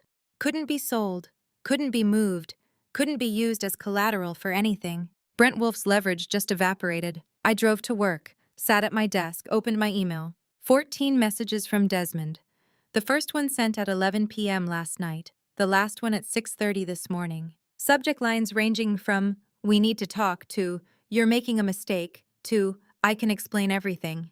I didn't open any of them, just forwarded them all to Curtis. Evidence. Saskia knocked on my office door at 9:15. "You're here," she said, surprised. "I didn't think you'd come in today." "Where else would I be?" I asked. She looked at me for a long moment, then closed the door behind her. "We need to compile everything," she said. Over the next week, Saskia became my war strategist. She pulled every piece of financial documentation from the last 12 years. Bank statements, tax returns, credit card bills, every receipt I'd saved, every authorization I'd signed. She cross-referenced Desmond's voicemails, which ranged from apologies to barely veiled threats with text messages. Time-stamped everything, built a chronological timeline of financial irregularities. She tracked Vernon's retirement account withdrawals, matched them to the papers Desmond had brought for signing. 47 signatures over 4 years, $12,000 drained in increments small enough to avoid detection. She found Celeste's nail salon receipts buried in Desmond's secondary account records, weekly transfers, startup capital, operating expenses. And then in a business credit search that took her 3 days to navigate, she found something else. She walked into my office on the 7th day after end day, set a folder on my desk. "You need to see this," she said. I opened it. Promissory note. $80,000. Issued by a credit institution I didn't recognize, one of Brent Wolf's shell companies, probably. Borrower named Celeste Townsend. Guarantor Desmond Hewitt. I stared at it. "He put a loan in her name," Saskia said quietly. $80,000. Used it to fund something, probably payments to Brent. But she's the one on the hook. If Brent forecloses, she loses everything first. The salon, her credit, everything. The floor wax stain on my elbow was still visible when the clerk stamped my petition. 12 hours after hiding under a table, I was filing paperwork that would freeze my husband's assets and begin the legal process of destroying him. $80,000. The number made Saskia go silent for 3 full seconds. Because that's what Desmond did. He didn't just use people, he set them up to take the fall. Colleen with her sympathy fraud. Me with my signature on withdrawals I didn't understand. Vernon with papers he thought were HOA updates. And Celeste, the mistress. I'd discovered 3 weeks ago. The woman whose nail salon I'd funded without knowing it. She was just another liability shield. Another person positioned between Desmond and consequences. "He's using her," I said. "Yeah," Saskia said. "And she probably doesn't even know. If she defaults on this loan, Brent Wolf comes after her first. Desmond walks away clean." I looked at the promissory note, at Celeste's signature, at the date March 2023, right when the nail salon opened.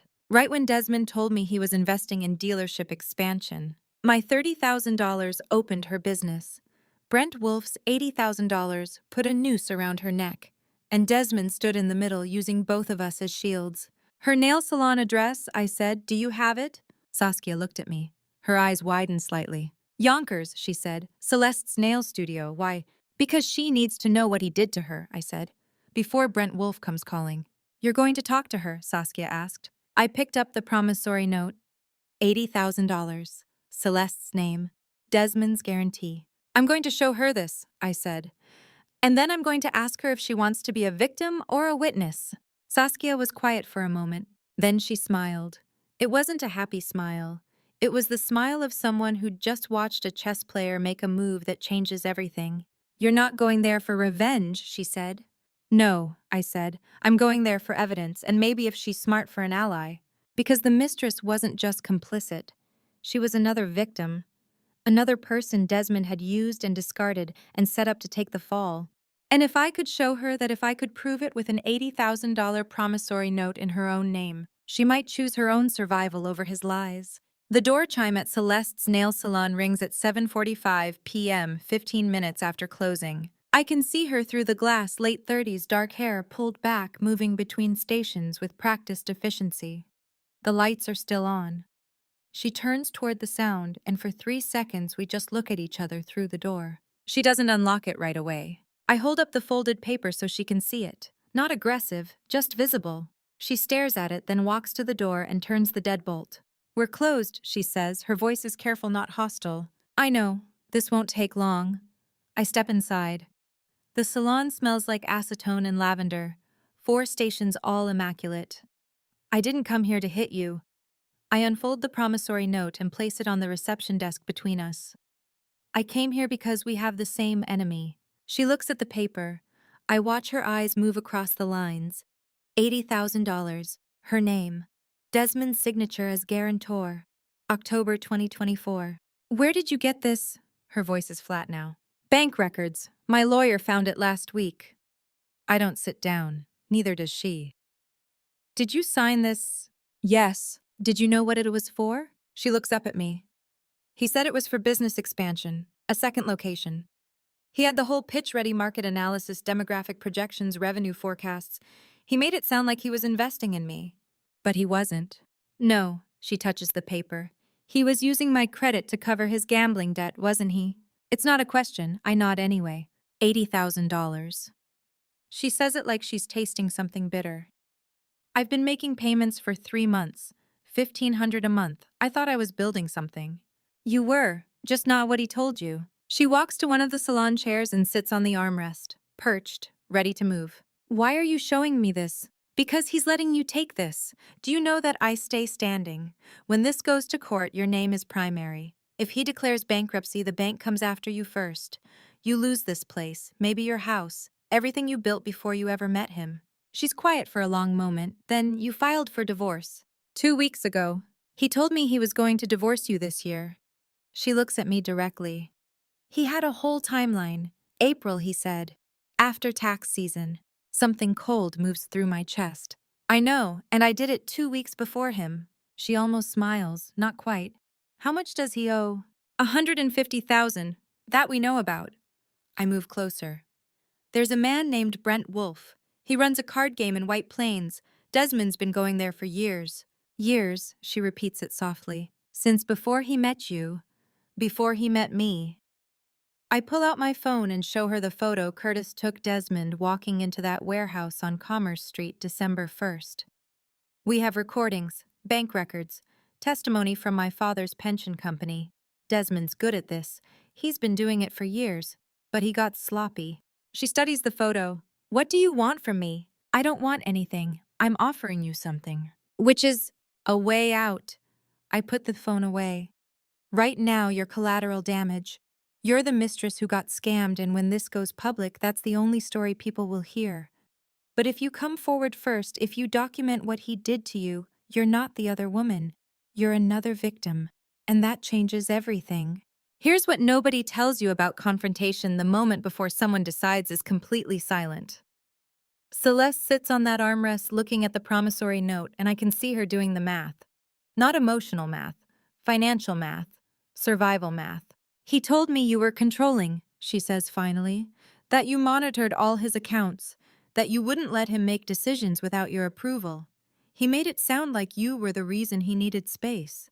I monitored the accounts because he kept draining them. I tracked his decisions because he kept lying about where the money went. I sit down now in the chair across from her. He's really good at making you feel like the problem is you. She nods slowly. Yeah, he is. Do you love him? The question comes out before I can stop it. Too personal, too raw. But she doesn't flinch. I don't know what I felt, but I know what I feel now. She looks at me. Used. Good, because we can use that. She stands and walks to the reception desk, picks up the promissory note, and reads it again more carefully. When she looks up, something has shifted in her face. Not guilt, not shame, calculation. I need to see your lawyer, she says. I pull out Saskia's card and hand it to her. She passed the bar 2 years ago. Accounting was always the day job. She's expecting your call. Tell her I sent you. She'll walk you through everything: what to document, what to preserve, how to protect yourself when this goes public. And it will go public. When? The preliminary hearing is in 6 weeks, April 3rd. Judge Thornton. Desmond's lawyer is good, but he's working with incomplete information. He doesn't know about you yet. I gesture to the promissory note in her hand. When my lawyer introduces you as a witness, not just a mistress, that changes the entire narrative. Celeste folds the paper carefully and slips it into her pocket. What if I said no? What if I just walked away? Then you're out $80,000, and Desmond gets to tell the story where you were complicit, where you knew what was happening and helped him. Is that the story you want? No? Then call Saskia tomorrow before you change your mind. I stand and head for the door. My hand is on the handle when she speaks again. Why are you helping me? I turn back. I'm not helping you, I'm helping me. But it turns out those two things look the same right now. She almost smiles again. This time it reaches her eyes. You're scarier than he said. Good. I walk out into the January cold. The door chime rings behind me. Through the glass, I see her pull out her phone and look at Saskia's card. She's already dialing. Two women who should be enemies. One predator who made that mistake. In the car, I text Saskia she's calling tomorrow. Be ready. The response comes 30 seconds later, already am. Judge Gail Thornton enters at 9:47 a.m. and the courtroom rises as one. She's maybe 60, sharp-eyed, wearing reading glasses on a chain around her neck. She doesn't smile. She doesn't need to. She moves like someone who has heard every lie and learned to measure truth by weight instead of volume. When she sits, we sit. When she looks at the case file in front of her, the whole room holds its breath. Saskia is to my left. Curtis is 2 rows behind me. Dad stayed home. He offered to come, but I told him he'd already done enough. Across the aisle, Desmond sits next to Keith Sinclair, his defense attorney. Sinclair is 50-something, gray suit, expensive watch, the kind of lawyer who bills by the quarter hour and makes you feel it. He shuffles papers like a card sharp, warming up. Judge Thornton adjusts her glasses. Counsel, we're here for the matter of Brennan versus Hewitt. Dissolution of marriage, division of assets, fraud allegations. I've reviewed the initial filings. Mr. Sinclair, you filed a motion to suppress certain evidence. Let's address that first. Sinclair stands. Yes, Your Honor. The plaintiff has submitted an audio recording allegedly made in December of last year. This recording violates my client's privacy rights and was illegally collected. We move to have it excluded from evidence. Saskia stands. Your Honor. The recording was made by Vernon Brennan in his own home under New York's one-party consent law. Mr. Brennan is the victim of attempted financial elder abuse. He had every legal right to document conversations in his own kitchen. The recording was made without my client's knowledge or consent. Sinclair counters. It's a clear violation. Counsel? Judge Thornton's voice doesn't rise, but it cuts clean through. She leans forward slightly. Are you telling me that a 64-year-old retired man cannot record a conversation in his own kitchen? Sinclair hesitates, just for a second, but it's enough. Your Honor, the circumstances. The circumstances are that your client entered Mr. Brennan's home and attempted to manipulate him into signing away property while he was allegedly cognitively impaired. Is that your defense? We dispute the characterization. I'm sure you do. Judge Thornton picks up a sheet of paper and reads it. Then she sets it down and looks directly at Sinclair. Motion denied. The recording is admissible. New York is a one-party consent state, and Mr. Brennan was that party. If your client didn't want to be recorded attempting to defraud a senior citizen, perhaps he shouldn't have attempted to defraud a senior citizen. Behind me, I hear Desmond breathing heavily. The judge's stamp hits the paper, one decisive sound that admits the recording and seals Desmond's fate. Saskia plays the audio. The courtroom speakers are better than I expected. Every word is clear. Desmond's voice explaining how Dad just needs to sign the quitclaim deed, how it's just paperwork, how nobody needs to worry. Then Brent Wolf's name, the 150,000, the casual cruelty of Leora was never the plan. When it ends, the silence is so complete I can hear the ventilation system. Judge Thornton makes a note. Mr. Sinclair, does your client wish to dispute the authenticity of this recording? Sinclair glances at Desmond. Desmond's face is blank. No, Your Honor.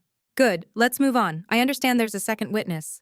Saskia nods. Yes, Your Honor, we call Celeste Townsend. Celeste walks to the witness chair. She's dressed simply, navy blouse, black pants, no jewelry except small earrings. She takes the oath without hesitation. When she sits, she looks straight ahead, not at Desmond, not at me. Saskia walks her through it.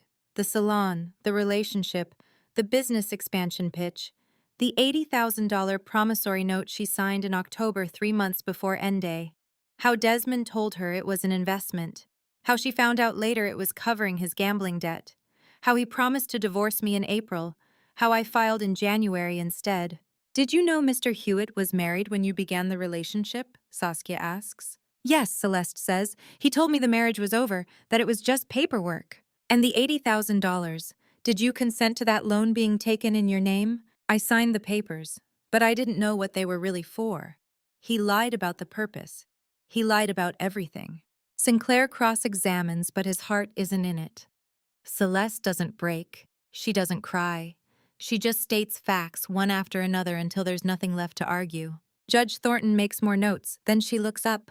Here's what I see, she says.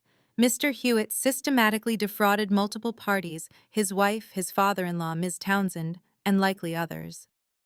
He used marriage as a vehicle for financial access, falsified documents, withdrew pension funds without authorization, and attempted to manipulate a senior citizen into signing away property. The evidence is overwhelming. The audio recording is damning. The financial records are conclusive. She pauses. The marital home at 47 Maple Ridge Drive, valued at $525,000, is awarded to the plaintiff. Mr. Brennan's suburban property remains under his sole ownership. The promissory note in Ms. Townsend's name is declared invalid due to fraud in the inducement. Any claims by third parties, including Mr. Brent Wolfe, are dismissed. Mr. Hewitt is ordered to pay all court costs and legal fees. I don't look at Desmond when the verdict is read. There's nothing left to see. Judge Thornton stands. We stand. She leaves. The courtroom starts to breathe again. Saskia squeezes my arm. You did it. I nod. I can't speak yet. Curtis meets me in the hallway. Your dad's going to want to hear this. I know. I walk outside into April sunlight. The courthouse steps are granite worn smooth by decades of people walking away from verdicts. I pull out my phone and dial. He picks up on the first ring. It's over, Dad, I say. Silence, then all of it. All of it. The house, your house, everything. Another pause. When he speaks again, his voice is steady and warm.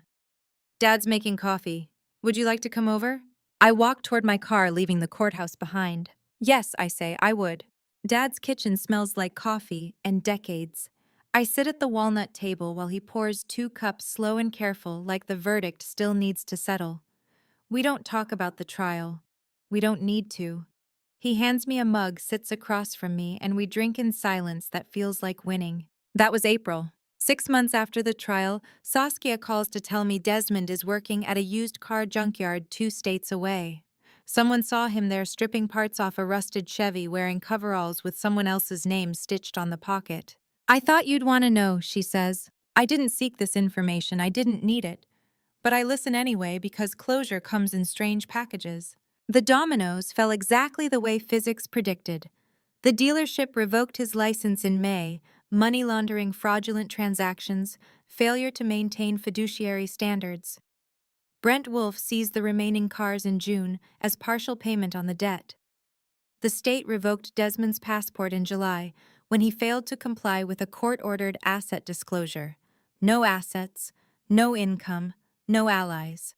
Friends drifted as the story spread the way friends do when the story gets too complicated to explain at dinner parties. So he works at a junkyard now, not because I wanted revenge, because he ran out of choices. From dealership manager to junkyard worker, perfect poetic justice. The kind of irony that writes itself. Thank you for telling me, I say to Saskia. Then I close the laptop and go back to work on the consulting office application. Life doesn't pause for epilogues. In September, the criminal investigation that began after the trial expands. Colleen is arrested at the supermarket where she works complicity in financial fraud against an elderly person concealing criminal assets. The police walk her out past the produce section while customers pretend not to stare. I hear about it from Curtis, who heard it from someone who heard it from someone else. I don't go to see her arrested, I don't need to. I think about the number instead. $43,200.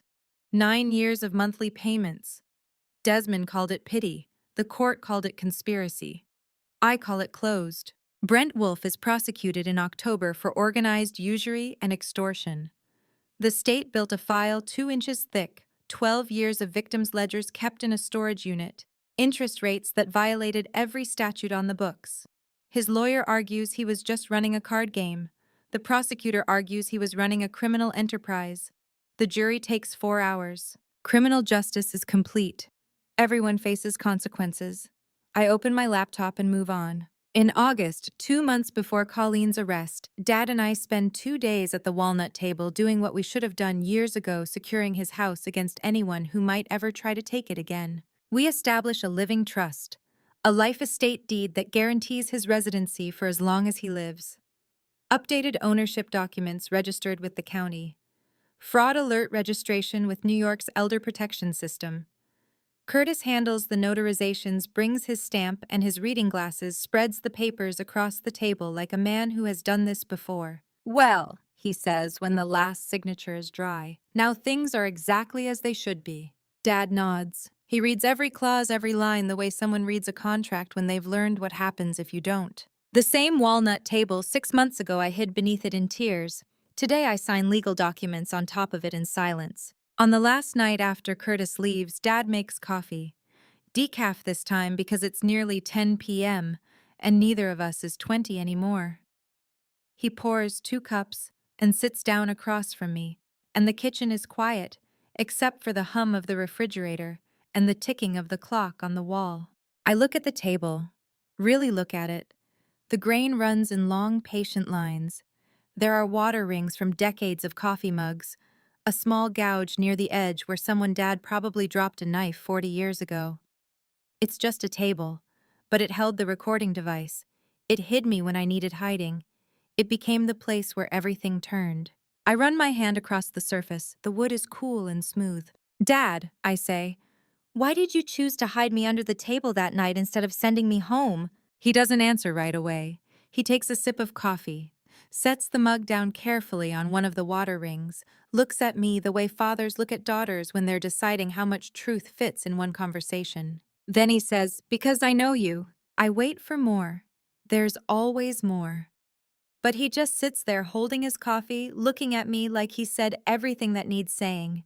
"What does that mean?" I ask. "It means I know you," he repeats. Not unkindly, not evasively, just stating a fact the way you state that water is wet or winter is cold. I stare at him.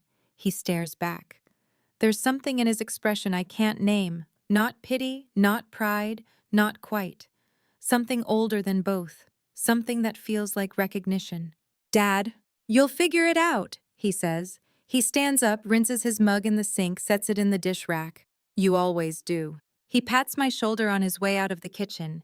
His hand is warm and solid and certain.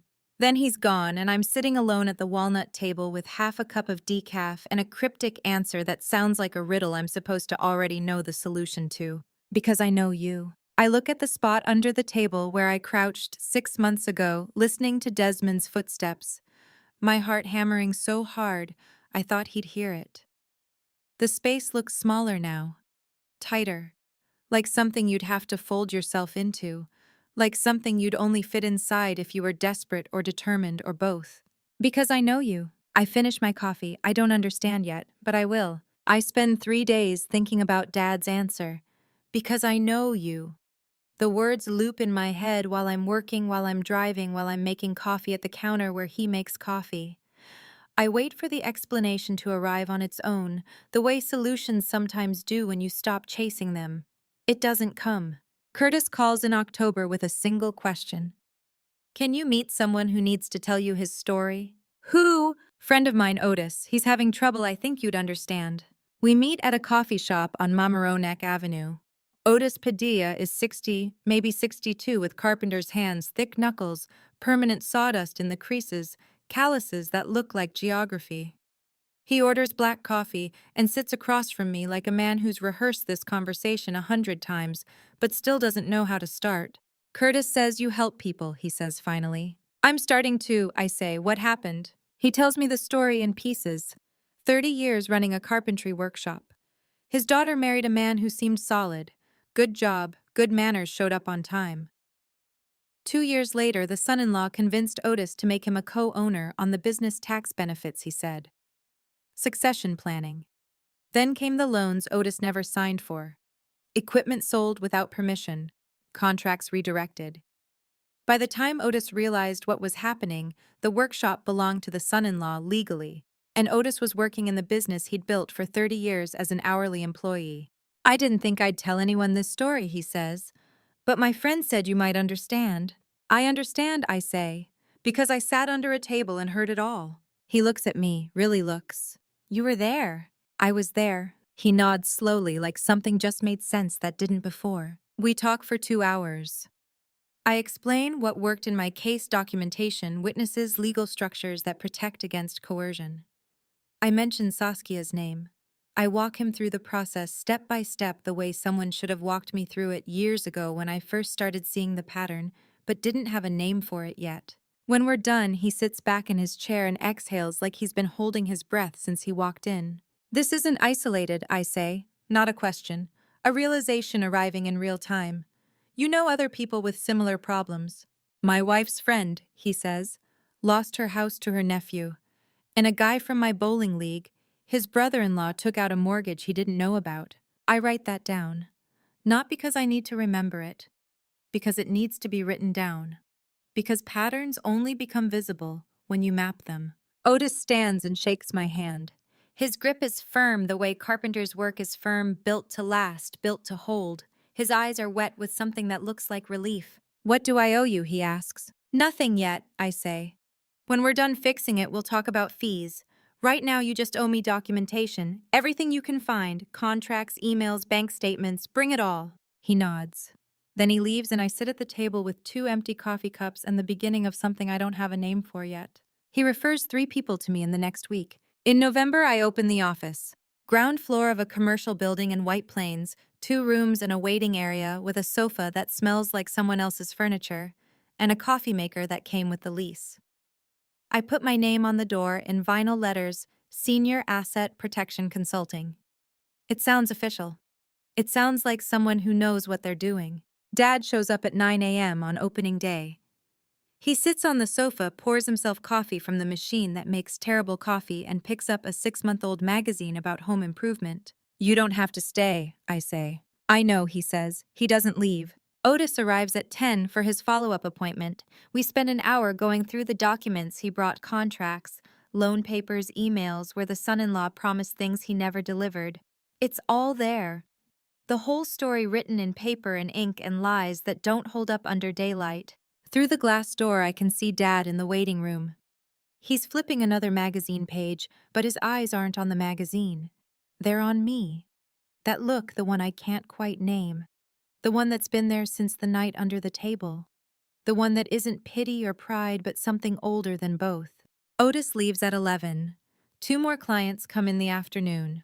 Curtis stops by with lunch and stays for 20 minutes talking to Dad about something I can't hear through the glass.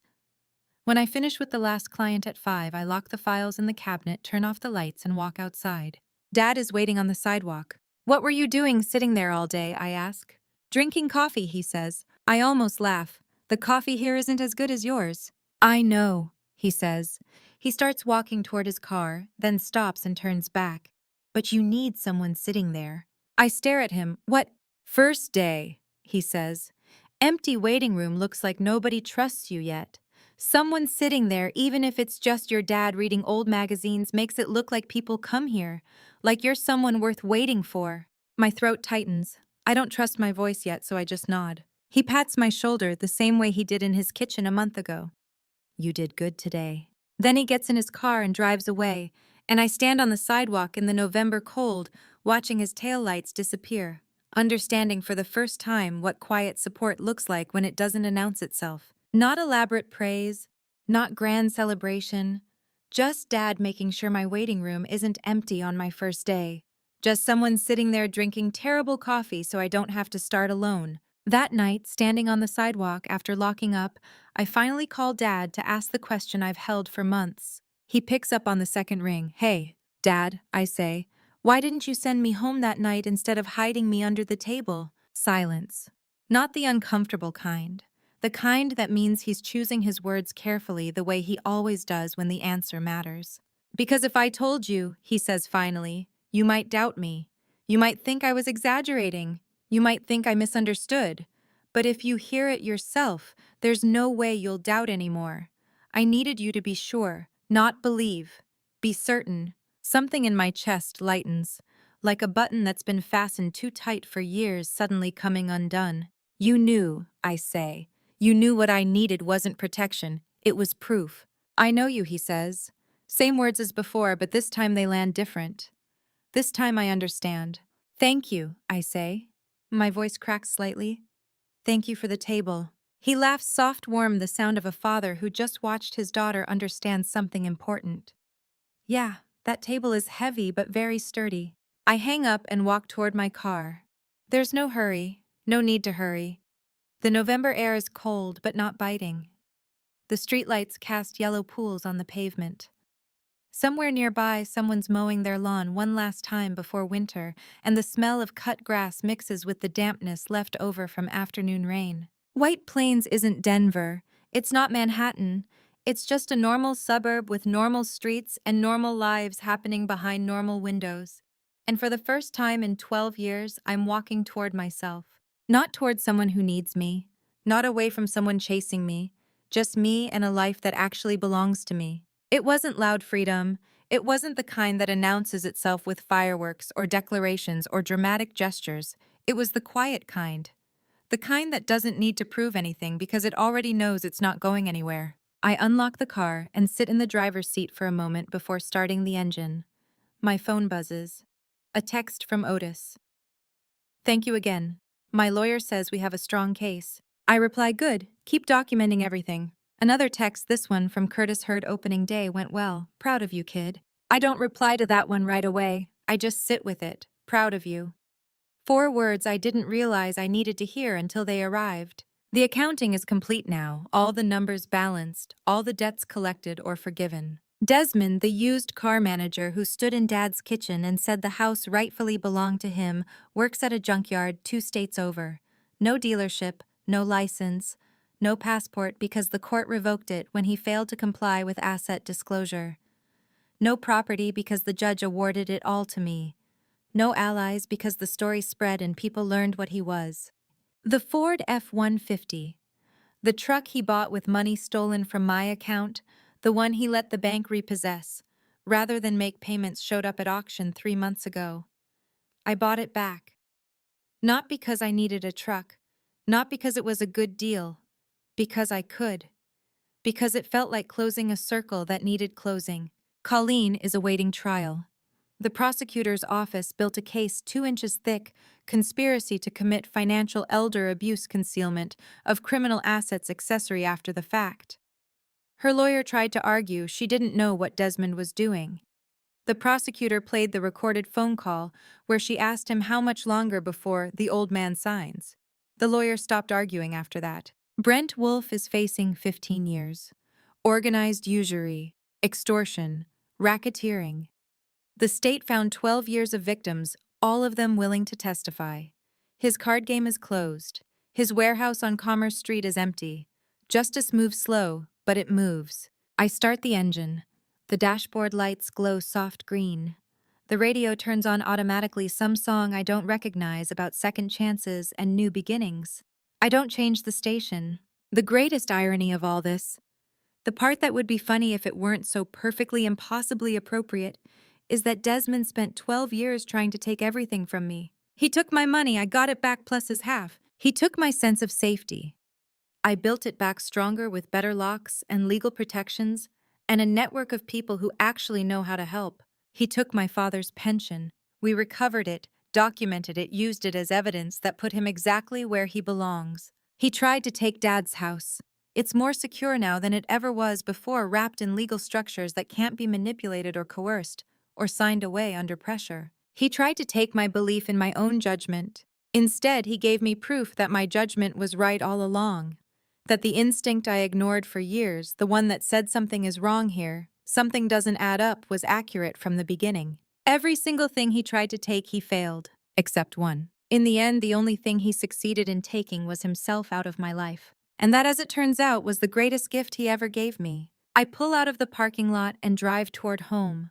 The house with my name on the deed, the one I almost lost, and then fought to keep, and finally won. The streetlights guide me through intersections I know by heart now. Left on Maple Ridge, right at the stop sign. Home. The walnut table taught me something Dad knew all along: certainty is worth more than comfort. Proof is worth more than promises. And sometimes the best gift someone can give you is the motivation to save yourself. I park in the driveway. The porch light is on. Inside there's coffee I'll make in the morning, files I'll review, clients I'll help because I know exactly what they're going through. But tonight I just sit in the car for one more moment, engine off, breathing the quiet. Free. And to you listening to my story, Remember this, sometimes the people closest to you are the ones hiding the deepest secrets. Looking back, I realize I ignored so many red flags because I wanted to believe in the life I thought we were building. I convinced myself that love meant trusting blindly, that questioning meant failing. Don't make my mistake. Trust your instincts when something feels wrong. Family betrayal doesn't always announce itself. It hides in plain sight, wearing the mask of someone you love. What I learned is that protecting yourself isn't giving up on people. It means documenting what you see, asking questions when things don't add up. This wasn't about family revenge, it was about survival. When you face family betrayal, you don't have to choose between love and self-protection. I believe God gave me that table for a reason, to hear the truth and find strength to act on it. The lesson isn't that people will hurt you. It's that you're stronger than their lies. I'd love to hear your thoughts. Have you experienced family betrayal? What would you have done? Was this justice or family revenge? Drop a comment below. If this story resonated with you, share it with someone who might need it. And if you want more stories like this, subscribe to the channel. I share new stories every week about family, revenge, forgiveness, and finding your way forward. Thank you for staying until the end. Your time means more to me than you know. One final note: while based on real experiences, some details have been adjusted for storytelling. What remains true is the lesson. I hope it stays with you.